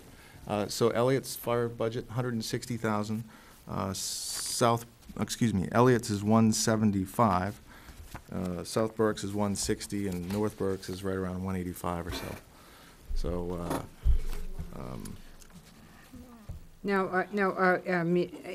fact, I get the town report from South Berwick, and I try to go through the budgets to compare them. It's kind of hard because every town does their bookkeeping a little bit differently. And sometimes you're comparing not apples to apples, but apples to oranges. So, I mean, what have they got in their budget? Have we got more things in our budget? I have found that in comparing budgets. I agree. I think the town manager hit the nail on the head, and that it's primarily full-time salaries versus, and it's, call it payroll versus other Yeah. departments. We have 4 full-time firefighters in Correct. Berwick. Correct. When you look at our, if you look at our complete wage package, including our full firefighter call wages and our overtime, we're at $357,049. So it's Yeah. generated through Yeah. the folks When that did we have. put the third full-time fireman on? It was done before we received the SAFER grant. Back in '03, I think. I guess that's the last time I was on the board, was '03. Yeah, it was back then. No, we didn't put it on while I was on there. We only had 2. I'd have But to it check could have been done exact date. after I got off in May, but. You know, the fact that we've had this budget creep over the last decade within the fire department, you know, is not a justification in my mind to retain it at that level. It's got to be justified. My only concern is that the expansion of the fire department and the services that the fire department provide was as a direct result of the vote of the people of the town. I would feel that it would be irresponsible of us as a board to cut outside the practice that we've already established for other departments without first finding out the general opinion of the public of the services they get from this department. I don't know how we go about doing that. So if we cut this budget 20%, the voters would have a chance to reject that. Well, no, the Versus wage, cutting at 6%, you know, you could, Wages I think the have gone up board can about play a 10,000. leadership role here in doing what we think is right, and then asking let for the 3 people 4 decide. people. You know what, the wages have gone up from 164.7 to 183.8. Well, that's kind of a hefty increase for wages for 4 people. Well, that's Well, because that's the 'cause of the SAFER SAFER grant last year, Oh, that's right, too. have no That's more right, too, is no longer. government stipend. Ratcheted up over the last 3 Yeah. years. Now, the chief did indicate that there have been communities that have received waivers for the SAFER program in 2009, 2010. He didn't have data on 2007, 2008, which was when our program was initiated. But the Well, he positive said he thing didn't is get a there's- call back on them. Right, but there is a history of granting waivers for the SAFER grant positions. I think something that is probably more important than anything is the fact our fire department, along with a half a dozen others, have what we call a mutual aid system. And the mutual aid system encompasses both New Hampshire and Maine departments. We have 2 departments that are right handy, that have full-time employees. And they can get here probably just about as quickly as our own department can get here, in most cases. Because you've got to keep in mind that the department only works from 8 to 5 with full-time employees. After that, it's a volunteer department, basically. Call. Call department. So you've got 12 hours a day, roughly, or more than that, 16 hours a day, that you don't have full-time personnel. So that's one thing I think you need to take a look at. The other thing is that the fact that we do have neighboring communities, both volunteer and permanent, and Dover isn't that far away either. If we have a major undertaking here, I'm sure Dover would be here. I'm sure that Rochester, Somersworth, we have a fairly decent protective device here. And Well, I know, and I'm sure it's the same now, that Berwick, in Market Street, whenever there was a fire there, Berwick was there before Somersworth was. well, that's I remember when the Chinese restaurant burned, got a fire there, and Berwick was there. but that's what mutual aid is all about. Yeah. Is to provide that. You have a, kind you of have a fine, services. if I may, just to play devil's advocate a little, you have a fine balance with that mutual aid program, where mutual aid is a wonderful thing, but if there's a burden being placed on another community as a result of their lack of staffing, that brings a whole new, one of the challenges that we're having is, we've responded to a variety of calls in North Berwick where we've been the first one to respond there, first truck there. So those are things that sometimes they have to be flushed out with these mutual aid agreements to ensure that it's fair for everyone. Sure. The mutual aid agreement doesn't require that we have any particular level of staffing. It's just an agreement to Oh, provide yeah. the resources that we Correct. can muster Correct. at any given time. Sure. So we can make changes to the staffing level without impacting current mutual aid Oh, agreements. that's not the argument I'm trying to make. I'm just trying to make that if the impact was, let's just use, I think what Bob was referring to, Somersworth has full-time. And if we then as a community begin to rely on Somersworth to take care of all our day-to-day activities, I think we're gonna get a call from the city of Somersworth that says, what are you doing? So I have we think made that's the that, thing that we need to keep Well, in balance. We got that call from the city of Somersworth to Right. protect Well, Somersworth. That's true. That's all right. I'm just And that's what just throwing mutual out aid is some- all about. Some points here, that's it's all. been a year and It's we've to been service one supporting another their in each lack of a chief. community. Perhaps we're enabling Somersworth to go a longer period without needing a chief because we're providing all of the Command structure. command structure at every incident, structure Could be. fire, so. What's your Um, pleasure with Article 16, folks? The chair would like to see at least a 20% reduction in this budget. I just can't believe that that our town, with its history of fire, I understand the police call issue and the demographics there, but we could practically self-insure the entire town for fire loss with this budget.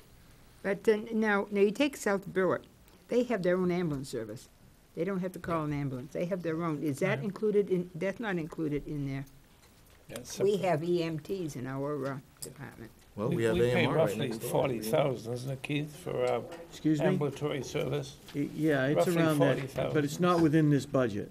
No. No, it's no, no, no, separate. that's not what I'm saying. What I'm saying is South Berwick's budget is 160,000, but I'm not quite sure that that covers their ambulance. I think that's what I'm saying. I I think don't- their I ambulance don't, is a private firm. yeah, I don't think it does cover their ambulance.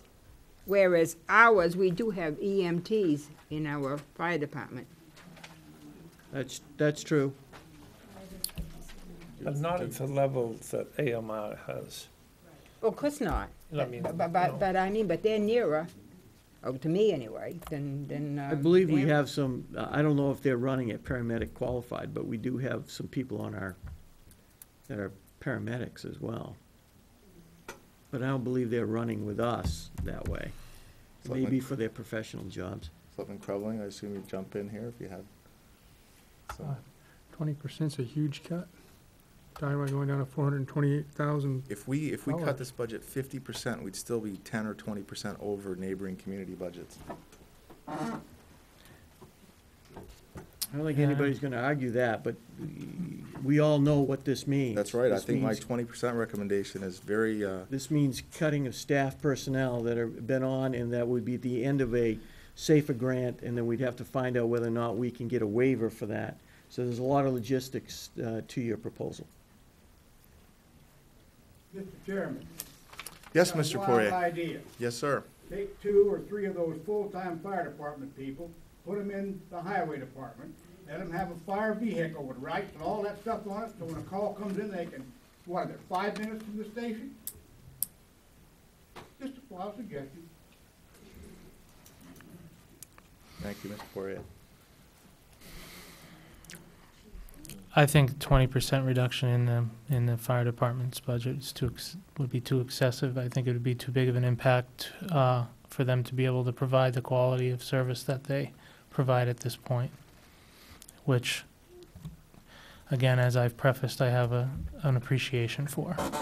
Mr. Manager, if we were to, what's the mechanism if the town, if we were to suggest a 20% cut to this budget in the warrant and the voters rejected it, would that then automatically go to last year's level, or what would be the trigger for that? Because I'm completely in favor of the feedback I'm getting from the community is that this budget is not justified, and so I'd like to give them the opportunity to say yes or no on a more significant cut. So what is the fallback if the voters indeed reject this 20% cut? Well, I want to tell you, I wasn't a call, the gentleman came up to me, and believe me, he said, don't you dare touch the fire department. I understand there's passion on both sides. That's right. To answer your question, I'd have to go back. We used to have and I can't remember if we gave it in place until rescinded by a further vote, but we used to have an article that said that if anything got defeated, Yeah. that it would revert back to the previous year's Previous budget. year. That's Yeah. right. And we can add that as part of the warrant to ensure that if this board decides to do a 20% cut in that budget, and it gets presented that way and it gets defeated, then it would go back, it would revert back to the previous year's budget. I'm pretty And that would sure go that's- for all of these What budgets, if it went by the back way. to either a 3 or 6% cut to keep them participating no matter what? And that way, truly, you're giving the voters the choice. They either cut 20% or they cut 3% like we did with the police department, or 6% like we've done with the other departments. I can go along with what we did with the police department. I think that's fair. So as a fallback to the 20%, giving the voters the option of reducing this budget 20%, which they haven't had. They haven't had that Oh, option no, in no, no, no, years. no, I was thinking of To bring this us budget reducing- back to prior year us levels. reducing it 3%. Okay, well, I'm saying let the voters decide. So let's suggest a think- 20% cut to this budget, and then a fallback would be if the voters reject it, then it falls back to a 3% reduction over last year, and it's just automatically done either way. But yet the voters are deciding. Explain that to me again, Mr. Chairman. Well, I don't know I'm how trying to warrants get are my- worded. I'm trying to get my head around Can it. you construct a warrant such that, So you really would have 2 warrant articles? can you put it within one? I mean, I'm suggesting giving the voters an opportunity to make a significant reduction to this budget. Understanding that if they reject that, we've got a pre-arranged level of funding, the 3% reduction level. So if the voters approve the warrant, this budget is reduced 20%. If they don't approve it, then it's reduced 3%. I'd have to get some clarity legally and whether or not that we can do it that way. It's an interesting concept and something that if the board is willing to try that, we can look into over the next several days. Just a question for clarification. If you go 20%, we know what that figure would be. What is a 3% reduction? Do you have that? Give it to Yeah, you in it a looks like second. it was a 4% overall increase request from last year to this year. You're looking at $16,062 reduction. How does that now, if you relate that to taking it off the top of this one as compared to last year's budget? It was Is a there 4% increase. significant difference there? What was last year's? 513, 340. It's a 4% increase from last year to this year. Yeah, it would be, that would leave it at 519, 326. What Am I was right? what was last year's? 513? 513. And if you remove 3%, it would bring it back to basically that? Just about. Why bother with the 3%? It would automatically go back to, you follow what I'm saying? If it automatically goes back to last year's level, then that would be a 4%. You know, it's within a few dollars of Yeah. what that would be. That's fine. I mean, Mr. Manager, you said at the meeting 2 weeks ago that you had basically a barometer on the community and that the community supported these increasing budgets year after year.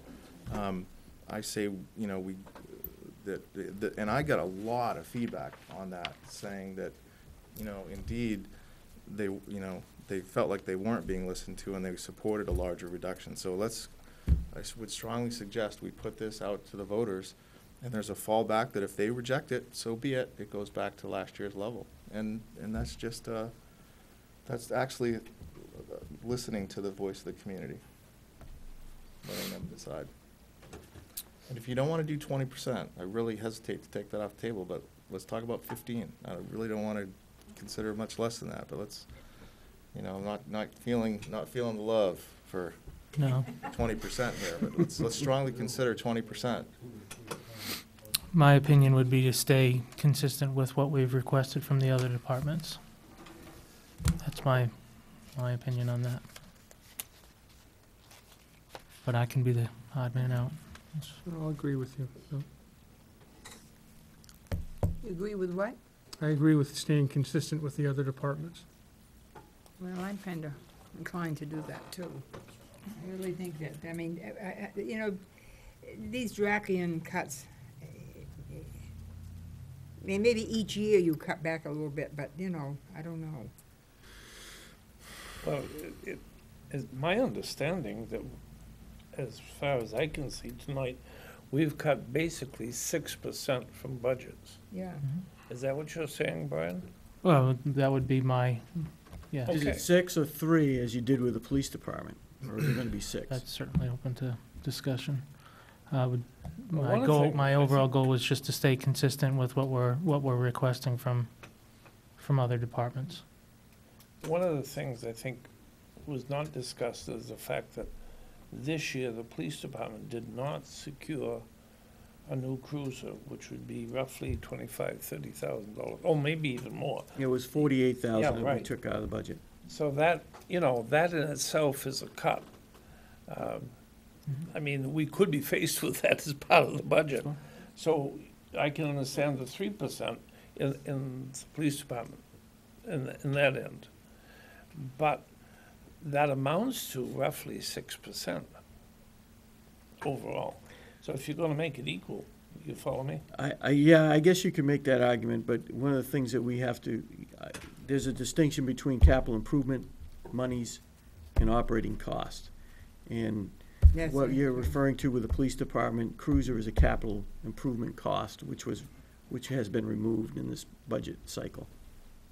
But that's still, if you look at the budget, that's part of the police department budget, even though it may be capital, it's still there regardless. And we put a cruiser back there that has served, at this point, as far as I know, has served quite well. I'm just trying to make that analogy, you know what I'm saying? I understand what you mean. You know, we talked at great length. I guess I was the driver of that conversation. Perhaps I didn't have as much participation from the board as was desired, but for benchmarking. And the benchmarking of this department clearly indicates that it hasn't been particularly aggressively supervised, and certainly that the benchmarks on wages and some of these the overall budget just does not compare at all with surrounding communities. And you can't make the argument, I don't believe, that we have more fires than these other communities. So I just, you know, I understand the desire to be consistent, But on the other hand, when there's a clear case of, a giant disparity between benchmarking of local communities, surrounding communities that have similar demographics, I don't know why we wouldn't cut more.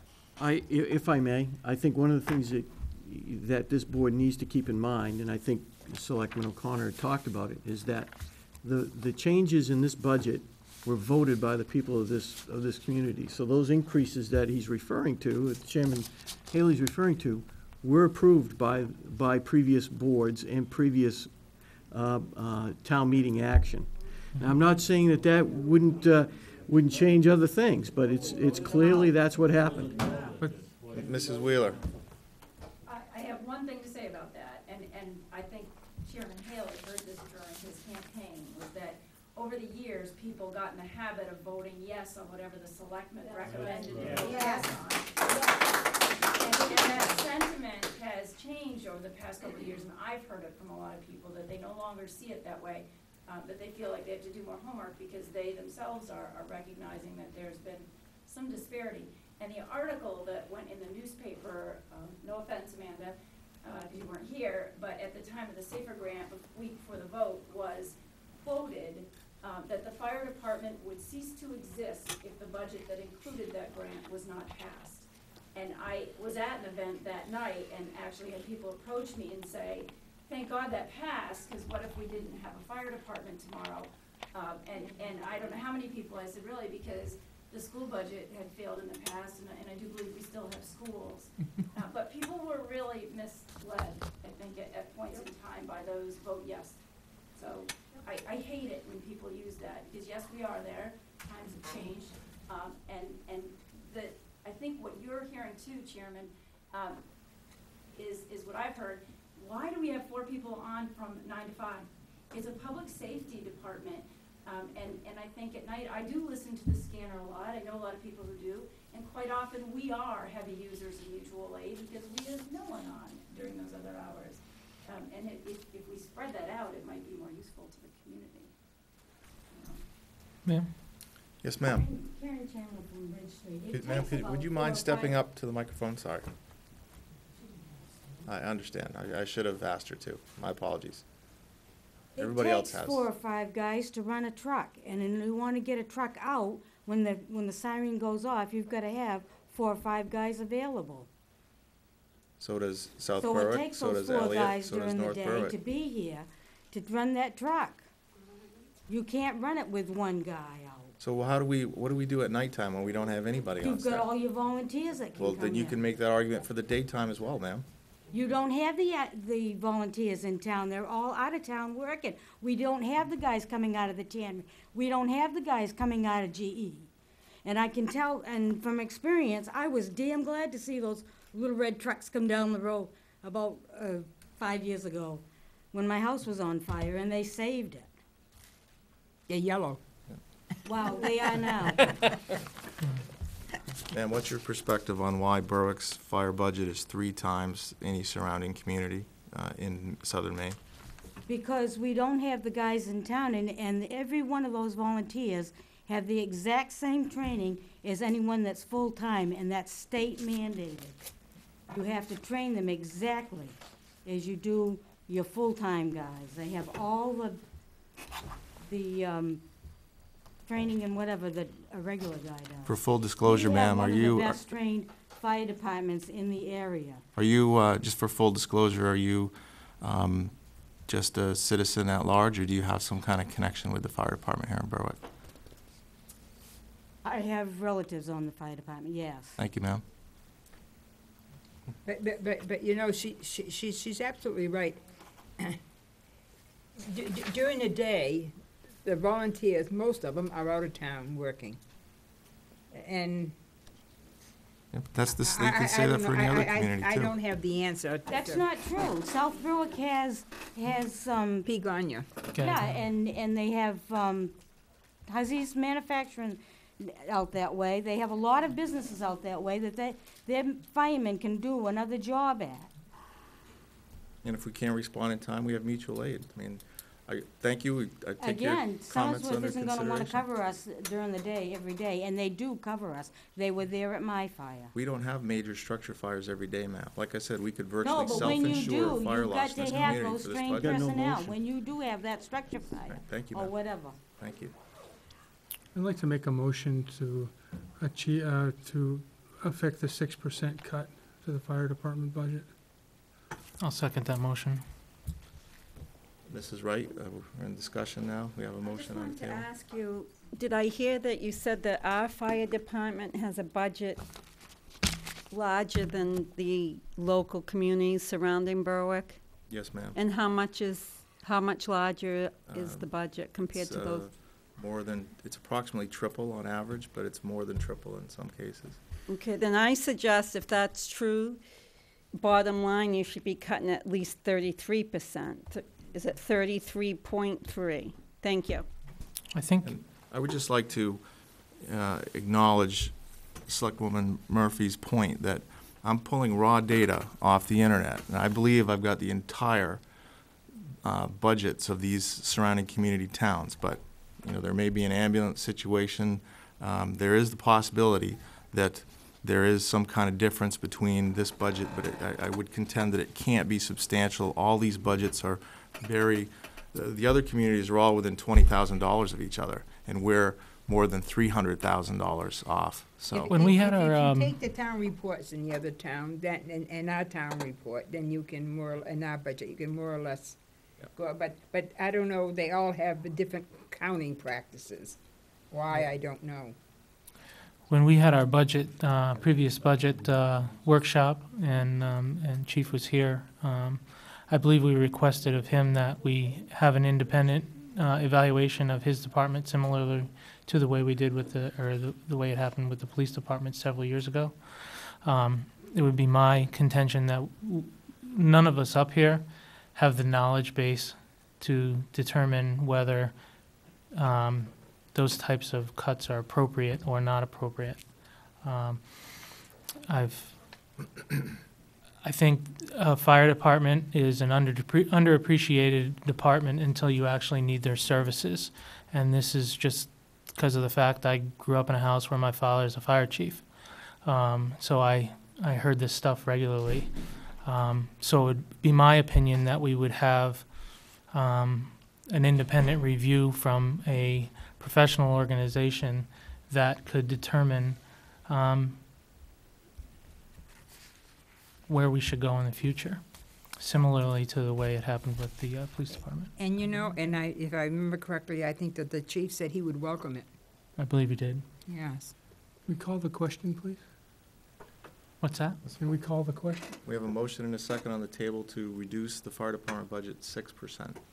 Well, in light of the fact that if we are thinking about having an evaluation of the fire department, I think probably that's a pretty good idea. And I think every department should have an evaluation. I don't think, I don't want to, just the fire department. I think that periodically, every department should be evaluated. I think we're making some fairly significant cuts to the budget, and this particular topic could be revisited during the process again next year when we have the opinion of an independent organization to guide us. Where would we get the money to do that? I would make a suggestion that once you get down to your contingency phase of your budget, where right now we've earmarked 20,000, you may want to put a little extra in there to take care of these types of things in the event that you approve them and want to move forward with them. And we could use our contingency fund, too. Do we have any further discussion? All those in favor of reducing this budget 6%, raise your right hand. All those opposed?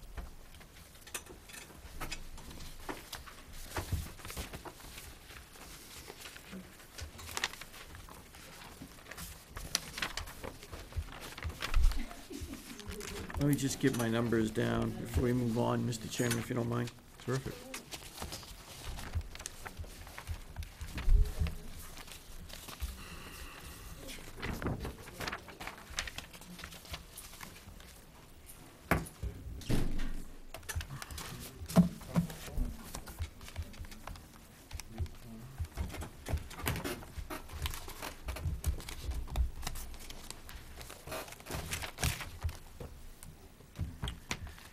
Next, shall the town vote to raise and appropriate the sum of $476,617 for the refuse disposal account?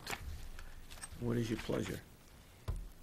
I would suggest we remove 2/3 of a full-time salary from that budget. Two-fifths? Two, yeah, Two-fifths. 2/5. Two-thirds sounds good. A lot of this budget is cast in stone, pretty much. The waste management dictates, based on our contract with them, what the tipping fees are and that kind of thing. And we went through this process a year ago and found that they come up with the best arrangement.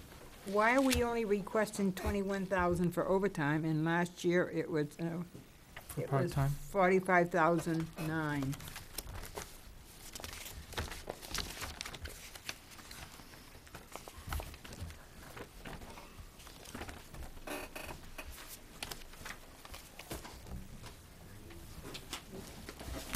I think it's based on our actual cost, which was closer to 21 than it was to 45. Okay. Right, and then we closed the secondhand shop, if you remember, and we also reduced the property being open one day a week as well. Oh, yeah, that's true, too.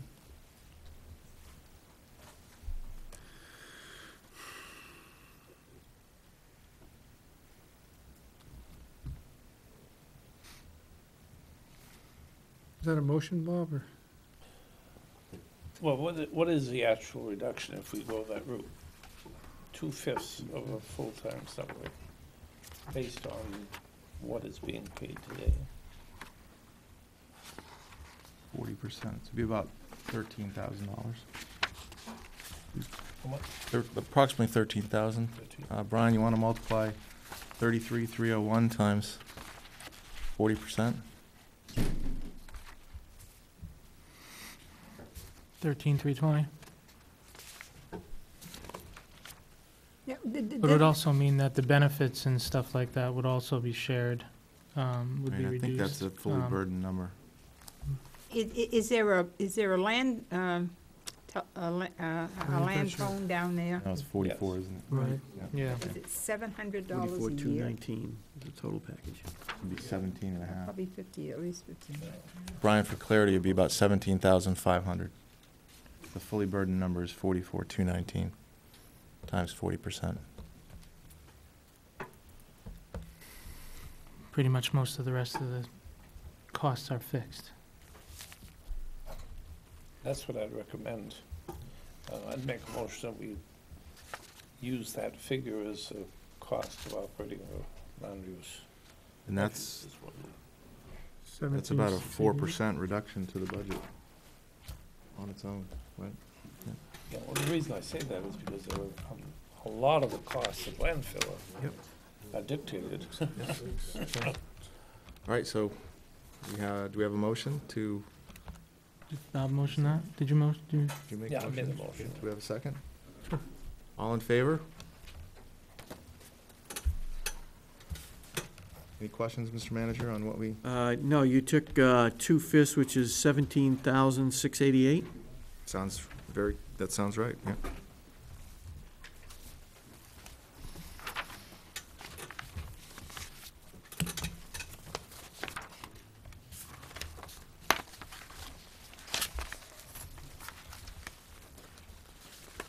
Next is the recreation budget. Yes. Vote to raise and appropriate 83,862 for the rec department. I moved the whole 83,862 for the recreation department. She's been cut every year. I mean, she hasn't, We've got a lot more kids coming to town this year. yeah, and these are the kids, I think, that we want to get into the recreation program.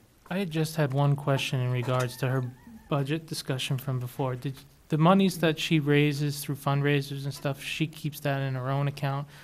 Correct, Or- that's a separate account. And that carries over from year to year? Yes. For her to maintain?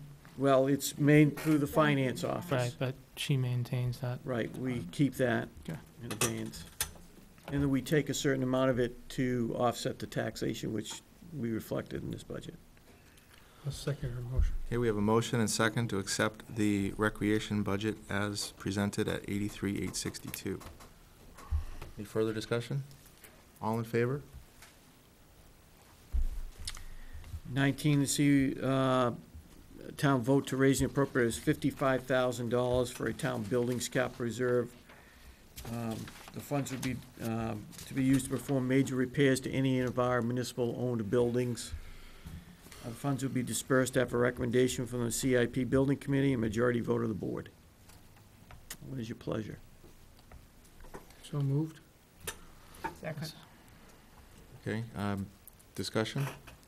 We had some conversation 2 weeks ago, Well, I think, basically, about, what we did is we went through all of the buildings and looked at what should be done to Yep. get them up in shape. And this seems to be a pretty decent figure Yeah. to take care of those issues as they come up. You know, God forbid this boiler goes, we may have to go for a bond, but, you know, general maintenance, 55 would be great if we could. Yep. If the townspeople vote to keep that in, that would certainly serve us. right now we have, what, about 7 carryover? But that's probably already allocated as you look at your top priorities Yeah. on the list. And we got a roof up there to fix on that building. Didn't we get something on We also have the outside of the fire station, Budget for that's another issue. for the building? Yeah. No. We haven't got the bid on that, have we? We haven't got the, yeah, what about that? The outside of the fire station? RFP is being developed now with civil consultants and the engineer. As soon as it's done, it will go out to bid, and we'll have a better number for you. But I would seriously, I think, indicate what Bob said. If we continue to just keep 55,000 growing in this budget, and as you begin, the committee will look at these expenditures, and right now you have about 8,000 left. The 55 will give you a little bit more money. You've got 2 projects that are identified now, the outside surface of the fire station and the roof at the, up at the community center or / police building. That's right now, unless something else changes. If there's any money left over, we do need to repair the front steps because they're in poor shape. Yeah, that's right, too, you said that, yeah, when I Yeah. looked at them. So we get a motion and a second second, right? to approve it. Any further discussion? All in favor? Next, Article 20, to vote to raise and appropriate the sum of $65,065 for community agency appropriations. This includes your ambulance service, sexual assault, York County Community Action, Agency on Aging, Red Cross, Caring Unlimited, your Legion, Coast Bust, Table of Plenty. All of those are within this. Yeah, now, the ambulance service is what, 40,000 of that? It's 35, 35. 287. Okay, what's Coast Bus? Coast Bus is 68, $6,810. That's not as bad, I thought it was more than that. Okay. I move that we accept that as a fair figure. I'll second that.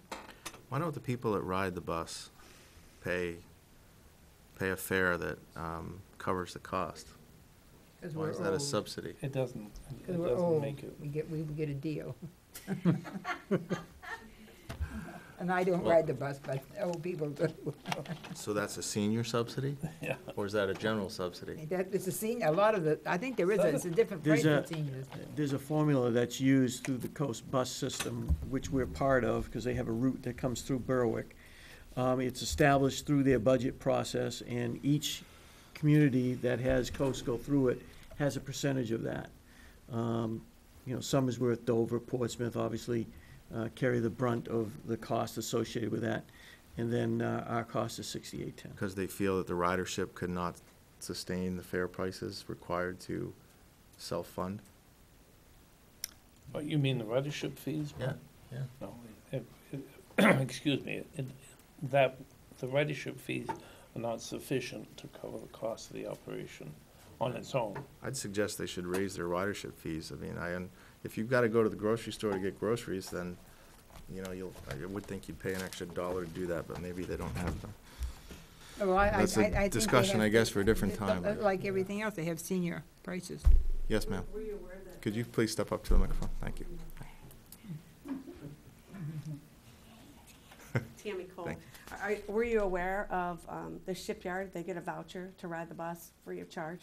Is that covered through the shipyard, or is that the town? No, this pays is for a that? totally different program, the Coast Bus. The shipyard bus is a separate program that they've initiated. But it's through Coast, though, right? Yes, Coast Okay. is organizing it for them, but the two different The entities. shipyard pays for that portion of it, I guess? I'm not quite sure how that goes. Okay. They just asked that they were able to find a location here to park cars and that the shipyard employees So the would. town is not brunting any of that fee as No. well?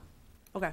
I would suggest that the town excise tax should be lowered for those of us paying for cars, vehicle registrations, because we're Well, you have to subsidizing go the to- bus. You have to go to the state then, This to is get right. that lowered.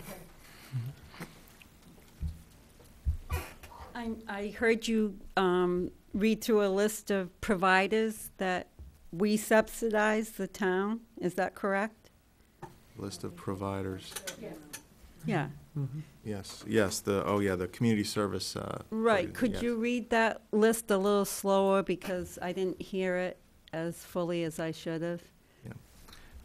You have the nursing services, sexual assault, York County Shelter, Christmas Parade, Memorial Day, Shipyard Association, Area Agency on Aging, Red Cross, York County Community Action, Caring Unlimited, Counseling Unlimited, Coast Bus, the Legion, the Table of Plenty. And do you have an amount for each one of those different social service providers? Yes. Okay, could you tell me what Caring Unlimited is? Caring Unlimited is asked for a funding level of $1,920. Okay. I oppose any money going to Caring Unlimited. It's a domestic violence shelter, but it doesn't provide any housing for men if they're violated. And I'm against any housing institution that only takes one sex. So I oppose them getting any funding until they open their doors to all sexes at all times. If you get violated at 2 a.m. in the morning and you call Caring Unlimited, you'll be found under a bridge the next day. So I oppose them getting any funding from my town. Thank you, Mrs. Wright. Yeah. What's the mechanism for how we decide which organizations to contribute to?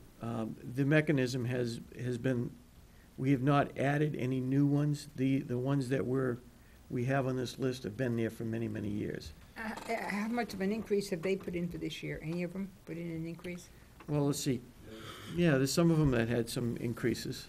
They were 1886 last year, so to 1920, so less than $40, $34. Do you get solicitations increase? from new organizations $34 for increase. town funding? Occasionally, yes. And how do you respond to those? I usually take them and then bring them to the board, and the board decides whether or not they want to add them as part of their package. Could we table this and I don't know, send a letter to The only, see that Mrs. Wright's concerned is at least. Jody, the only thing I would say about that, more women get abused than men. I can't imagine. Well, you want to live in my household. Yes, Judy? Judy? I mean, I can't imagine. I never abused my husband, I'm sure of that. I never, and at least he's not here to. Now, Judy, could you step up to the microphone? Sorry.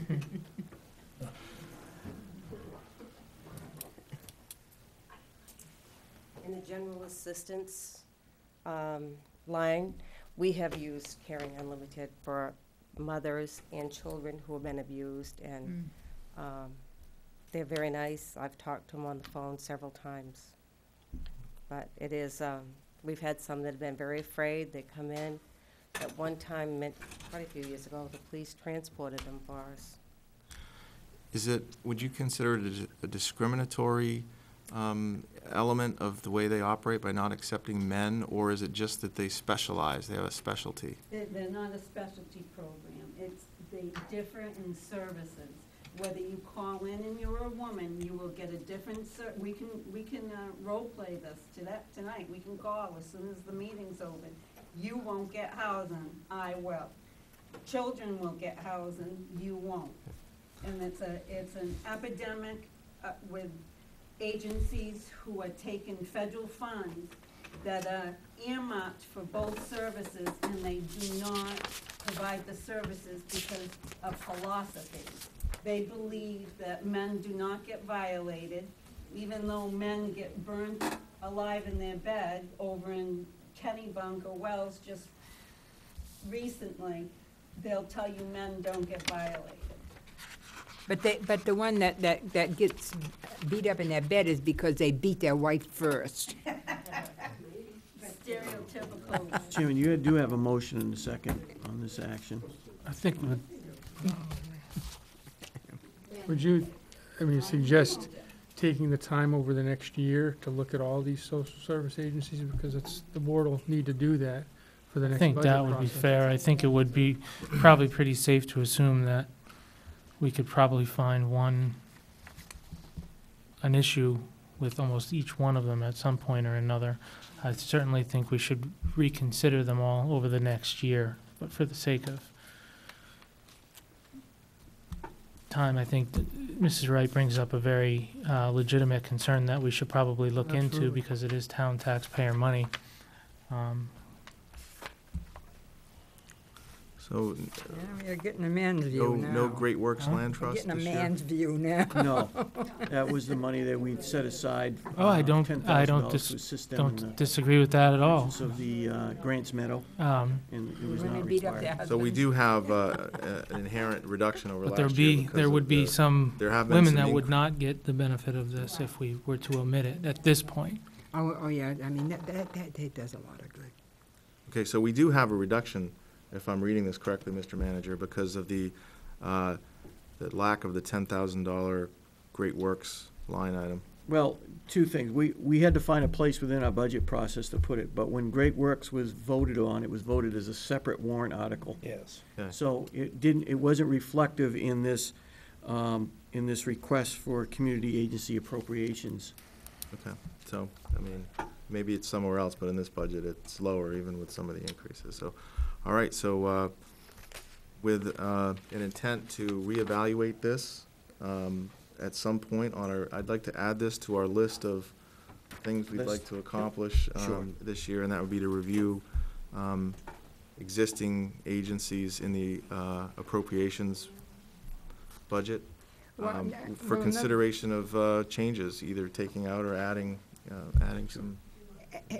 Have you found out what the county has reduced this year? Because I was under the impression. No, I provided you the budget. Yeah, but I was so under the you could look impression at that it. they were going to, Avoid it. yeah, cut out a lot of things. And I was on the board of the upcoming community action for 14 years, and I got off last fall. November, my time was up. And, There's a motion on the floor. Yes, shall and we it's vote? been seconded.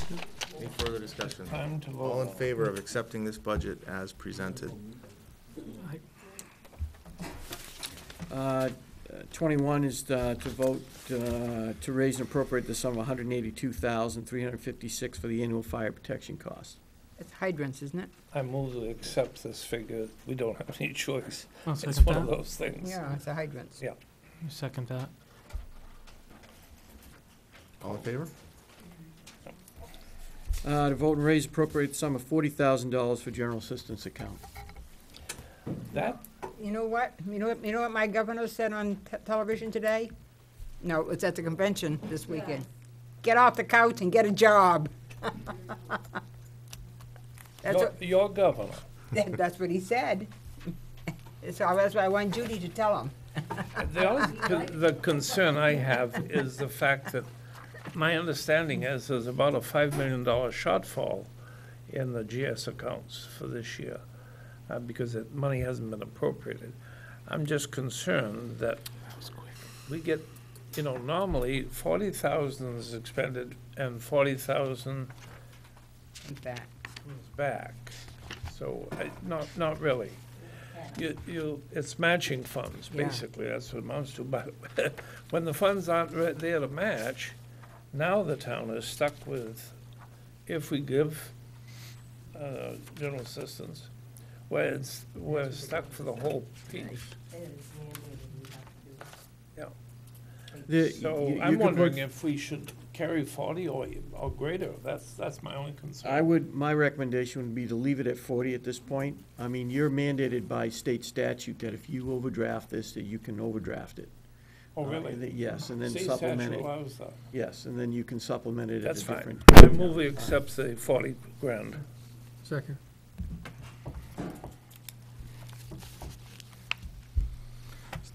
There's just a lot of hidden subsidies today in other Oh, yeah. elements of our budget. And, you know, in the housing we're bringing into town. Are there specific rules that govern how that money has to be spent? oh, yeah. Uh, Very true. Yes. We have Can't buy beer. we have general assistance guidelines that you have to approve every year once they're increased by the state. And then we have to follow those guidelines exclusively. Does this, I know a big portion of it is rental assistance. What about mortgage assistance? That's excluded? If we do that, we have to put a lien on the property. Okay. We usually try to help them in another way so that Mhm. they can use their money for the mortgage, you know, if they're eligible, we can help with their rights, so they're. When we do rental assistance, is there a negotiation that happens with the landlord, or do we pay the full amount? We have guidelines that the state gives us, we can't go over those, so lots of times they don't get there. Okay. Just trying to better understand the process. And it's a lot of paperwork. 65% of Melissa's deputy, she's doing 65% of her time is mostly taken up with general assistance. You have certain hours on it though, don't you? They can't come in any day, any time. We have certain hours, but then you have to do the legwork in the back end, Yeah. the contacting.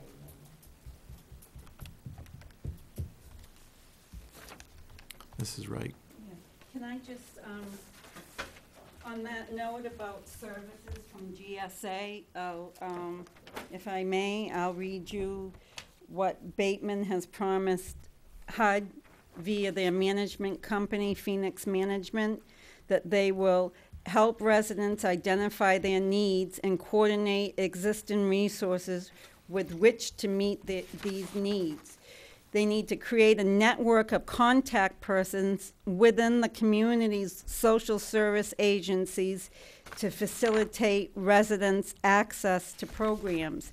They have to act as the liaison and advocate in the development and community to help residents receive necessary services, and using best judgment referring to appropriate social service agencies for case management, safety, and continued independence, overseeing the coordination and delivery of multiple supportive services to these residents of the designated housing units.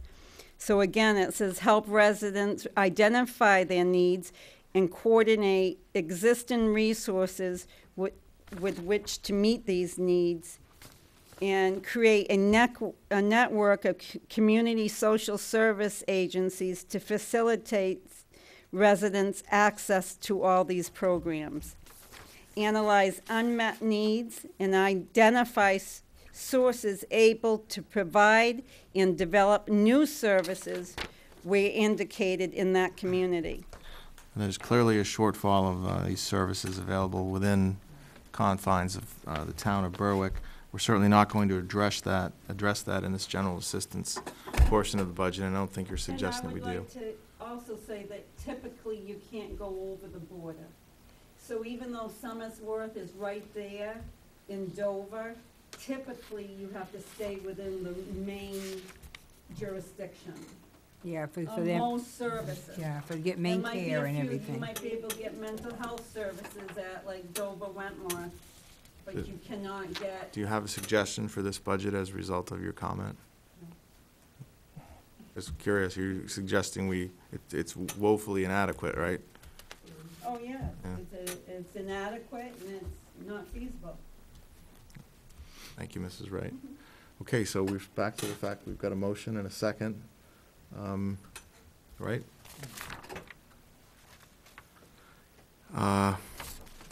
Any further discussion? All in favor?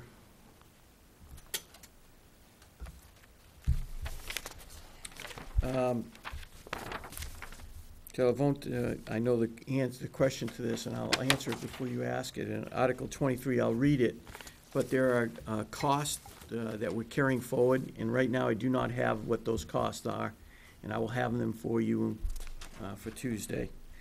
Shall the vote to carry forward the following previously approved designated fund balances until such time as they may have fully expended: the federal stormwater program account, first authorized in 2000 and reauthorized in 2002, unfunded liability account to pay for certain accrued liabilities when town employees resign or retire, first authorized in 2000, handicap repair and modification account to make various repairs and modifications to town-owned buildings and property as acquired by law, first authorized in 2002.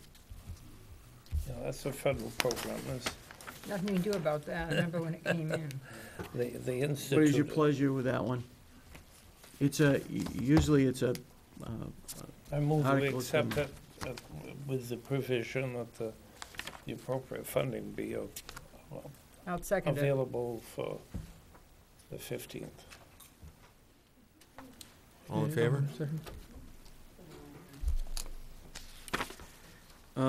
Article 24, should town vote to raise and appropriate the sum of $72,500 as a contribution to the Berwick Library Association. Done. You've already I done that. moved that one. Yeah, done. No, Oh, I better it's knock done. that out. You're in big trouble, kid. Article 25, shall town vote to charge interest on unpaid taxes at a rate of 7% per annum and to set the date when taxes are committed. Fiscal year 11/12 for July 1st, 2012 through June 30th, 2013, become due and payable as of October 15th, 2012 and April 15th, 2013. Said interest to be collected after October 15th, 2012 and April 15th, 2013, and allow the tax collector to accept prepayment of taxes prior to tax commitment date. This is just the authorization to allow us to collect taxes twice a year and to charge on taxes that are unpaid at 7%. What is the state minimum and maximum this year? Does anybody The know? maximum is 7%. What's the minimum? And the minimum is, it can be 2% less, whatever you desire. I'm just curious. Did I Oh, hear there in a is prior? minimum and a maximum. Move Article 24 be passed. I second that. Bob Bob and and Selectman O'Connor. Brian. Did I hear in a prior discussion that we actually pay interest if somebody prepays taxes to them? No. No, okay, very good. All right, any further discussion? We pay interest if they overpay their taxes. That's what I'm asking. Yeah. And what's that It's rate the of old interest? thing. The same rate for overpayment? What, No, no, overpayment of no. taxes? Give them 3. 3. What do we give them for overpayment? Usually it is set, It's 3 in here, in that budget. yeah, it's usually set in the warrant, It is in that one, 3%. 3%. Yes, 31. So- It's, So I thought I would warrant number 31. overpay Very good. because Yep, 3% thank you. interest is pretty 31. good. Better than the bank. That's right, it's a good investment. All in favor, Article 25, as written. The asterisk, or the embellishment here just shows that the next series of articles will be what will appear at the open session, which will be the following night. Article 26 is pretty self-explanatory, that folks will identify and make motions and seconds. Article 27, shall town vote to raise and appropriate the sum of $13,500 for the federal stormwater program, and place this amount in the account established for this purpose. Move it be- 13,000 is what's being recommended by our engineering firm to place aside for the upcoming year. I move it be passed. No, would that then go on the night then, Oh, wait a minute. the open town meeting? Oh, this town. Yeah, but you have what to, now? you have to put it on okay the the, warrant. you have to okay the number. Oh, okay. And I did. I'll second that. Is this, I think there was discussion about a non-lapsing account on this one? Right, the non-lapsing account would be if there's any additional money left in that was approved with Article 23, I'll give you that number, and then you can add the 13.5 to that. It will give you a total package of what we have for stormwater. All in favor? Town vote to raise and appropriate the sum of $21,634 for debt service in FY 11-12 is authorized by the passage of Article 37 at the 1997 annual town meeting.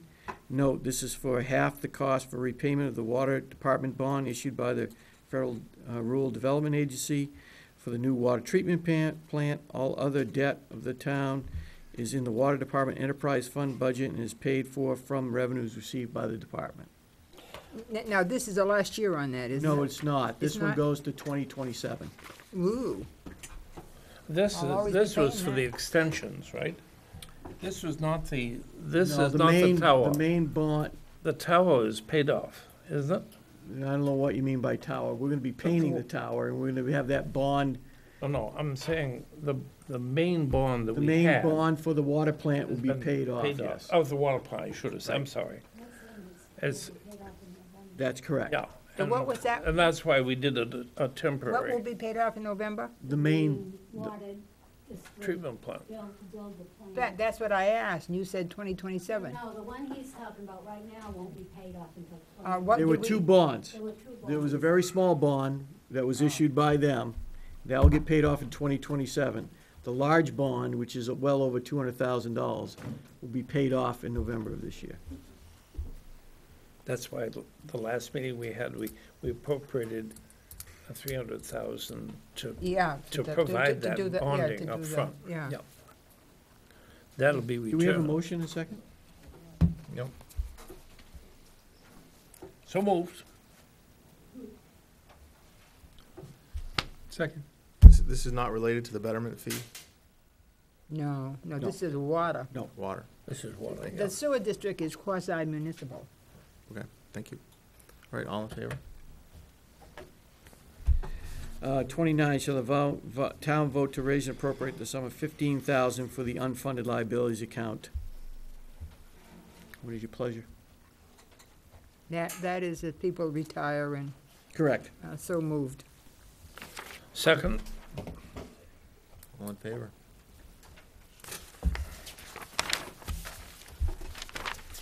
Shall vote to raise and appropriate the sum of $20,000 and authorize the Board of Selectmen to hold it in contingency account and to use it to meet unanticipated expenses and emergencies that might occur during FY 2012. I move that also. second. Is that enough? Did you Given- talk about Huh? adding to that for the fire department study? But Yeah. I don't think we even used last year's. This No. year is all, we haven't used it at all, No. have We we? got $800 left. Oh, we got 800 left? I can tell you what we spent it on. This is to pick up the odds and ends that Yeah, unfunded in some other fashion. yeah. I think we might have more of those this year than we have in past years. Well, we ended up with, we've already added 30 grand in for legal. Yeah, that's This good. is over. The fire department what? Structural. Oh, yeah, that's right, yeah, And on a new server. that's for right, the registrations. Yeah. that's right. Okay, I have so a we motion. A motion and a second. All in favor? Yep, On 20,000, Correct. yeah. yeah, that's plenty. 31, shall the town vote, there's not much, there's no action on the rest of these, but we should go over them because there's no dollars amount. But 32 and 33, there's a difference here. So let me go over 31. Shall town vote to set an interest rate of 3% is allowed by state law as the rate to be paid to taxpayers who pay amounts in excess of amounts finally assessed and authorized. Any such interest paid or abatements granted to be charged against the annual overlay. You guys are okay with that? Yep. The voters will, Seems high. just needs I to might be on you. intentionally overpay my taxes this year. I said, that, That's for- Best interest that's rate for, you can get. it's a good place to invest. You pay your taxes and then you get an abatement, say, 2 months later. Yeah. You get 3% interest that And 2 for the months that difference. money was paid. Oh, it's only if you, Just oh, on the abatement, it's only if you get an abatement? yeah. Okay, Good. all right. Article 32, shall the town vote to continue the current tax club so-called with the payments to be made on property taxes over the full fiscal year without late payment charges in accordance with the rules of the tax club. This authorization will remain in effect until rescinded by a future town meeting vote. I added that language because we have this on every year. The tax club has been around for years. It's a well-established program and allows folks to just pay their monthly amount of taxes without any interest being accrued. Sounds good. Article Oh, yeah. 33. That's You good. might as well put it in permanently. What's the sense of doing it every year? Shall town vote to authorize the treasurer on behalf of the town to waive tax lien foreclosure on properties when it's deemed to be in the best interest of the town to do so. Yes. This authorization will remain in effect until rescinded by a future town meeting vote. Yep. What this provides is just, you know, if there are those unique properties out there, and again, the treasurer would bring it to you, unique properties that may have some environmental issues that we need to be concerned about. We may want to waive those as a result of Yeah, that. we have in the past. Mary Dot Trailer Park was one that we waived, we didn't foreclose on it. And even the mortgage company walked away from that mess. My In only the question is, should that be a board action versus just the treasurer, or? Well, I think she brings it to the board, and the board does act on it, don't you? Well, this is voting to I bring it- authorize the Oh, treasurer. well, yeah, but I mean, it's brought to the board acts on it, but the treasurer makes a decision, I think. I always It's bring a it town to the meeting board, vote. Yeah. so you can look at it before we No, act didn't do on it. it town Right, but meeting. that's not what the warrant article. Not what it The says. new one is? Right I there. understand that. That's not what the warrant says? No, the warrant gives authorization to the treasurer to waive those tax liens without coming to the board. It's been Well, I like, don't know. Yeah, I don't know. been in there for years. That's what it says. But we as a board did it for Mary Dot. Yes, the authority is there, but it's been that way for years, but the authority is there for the treasurer to ultimately do it, if in fact he had to. That'd be a good idea, because there are some things you don't want to foreclose on, believe me. Right, but I mean, you could just, we meet every 2 weeks. I don't see why it couldn't be brought to the board. Well, that, I don't care about that, but I'm saying, you know, you want to make sure you got that in there somehow. You know, to give one person that, the ability to waive that could result in favorable treatment under some circumstances. That's why It's she not- wouldn't foreclose It's not on me. unforeseeable that could possibly happen, so I just don't know why we wouldn't just put some language in there saying that it required board action versus just the treasurer. You can remove it if you'd like, and I think Yeah. that just brings it to the board anyway. Operation of law, then. That's all right. What do you think? Seems reasonable. Removal? Remove Article Yeah. 33. And finally, shall town vote to authorize the use of interest money from the Lena Clark Trust Fund when there are major repairs or maintenance needs to the town hall. Trust fund was established to take care of the town hall interests from the trust fund is being allowed to accumulate in a money market account separate from the principal, which is being managed by a philanthropic management group wholly subsidiary of Bank of America. The balance in the interest account was $21,442.73 as of June 30th, 2011, which was the close of the prior fiscal year. Interest funds are not used for everyday repair and maintenance costs, but instead are being allowed to accumulate for one-time or major unforeseen repairs or expenses. Approval of this article will authorize these kinds of expenditures from the interest account should it become necessary to make them during fiscal year 2012-13. We'll Yep, set, good. to leave it there? That's pretty much standard. Just to give you a running tally, you removed $158,237 from the overall budget cost, which will have about a 25-cent effect on the tax rate, 25 cents? 25 cents. And the school's $1.30? Yep, so you'll end up with a Still 105 going maybe. up a buck, any way you slice it. $1.30, that's $1.55 on the tax rate. No, we've gone down 25 cents. Oh, we went down, oh, good, good. Oh, Just good. cut $158,000. All right, so we're circling back on Article 10. We're circling back on Article 10. What else, Mr. Manager? No, we're circling back on Article 11. Right. Yeah, I had it You marked. wanted some definitive, discussion on the activity of the CEO, Very good. Okay. Yes, I had it. and I'll have that. And I think that was it. Okay, excellent. I move that we adjourn. Oh, Yes, ma'am. you have a lady to speak, yeah? Darlene Clement, I want to thank you for doing a wonderful job up there, trying to cut the budgets. Thank you. And, let's see the thought. Old age. And I think that the fire department could have been cut 20% and not lost anything. And, what else did I want to say? There was something else. And I'd also like to know, if any other area fire chiefs get paid, what our fire chief gets paid. Thank you. Thank you. Well, we have a specific request for a payroll comparison on fire chief within other areas. Is that something? Well, would you mean the part-timers also, or the all full-timers? Yeah. I don't know, but I know that the firemen in Rochester and Dover, just plain firemen, make like almost 70,000. Yes. But we've already voted on that for this year, but let's, can we get that information? Absolutely. Thank you. Okay. All right. Motion adjourned again. Second.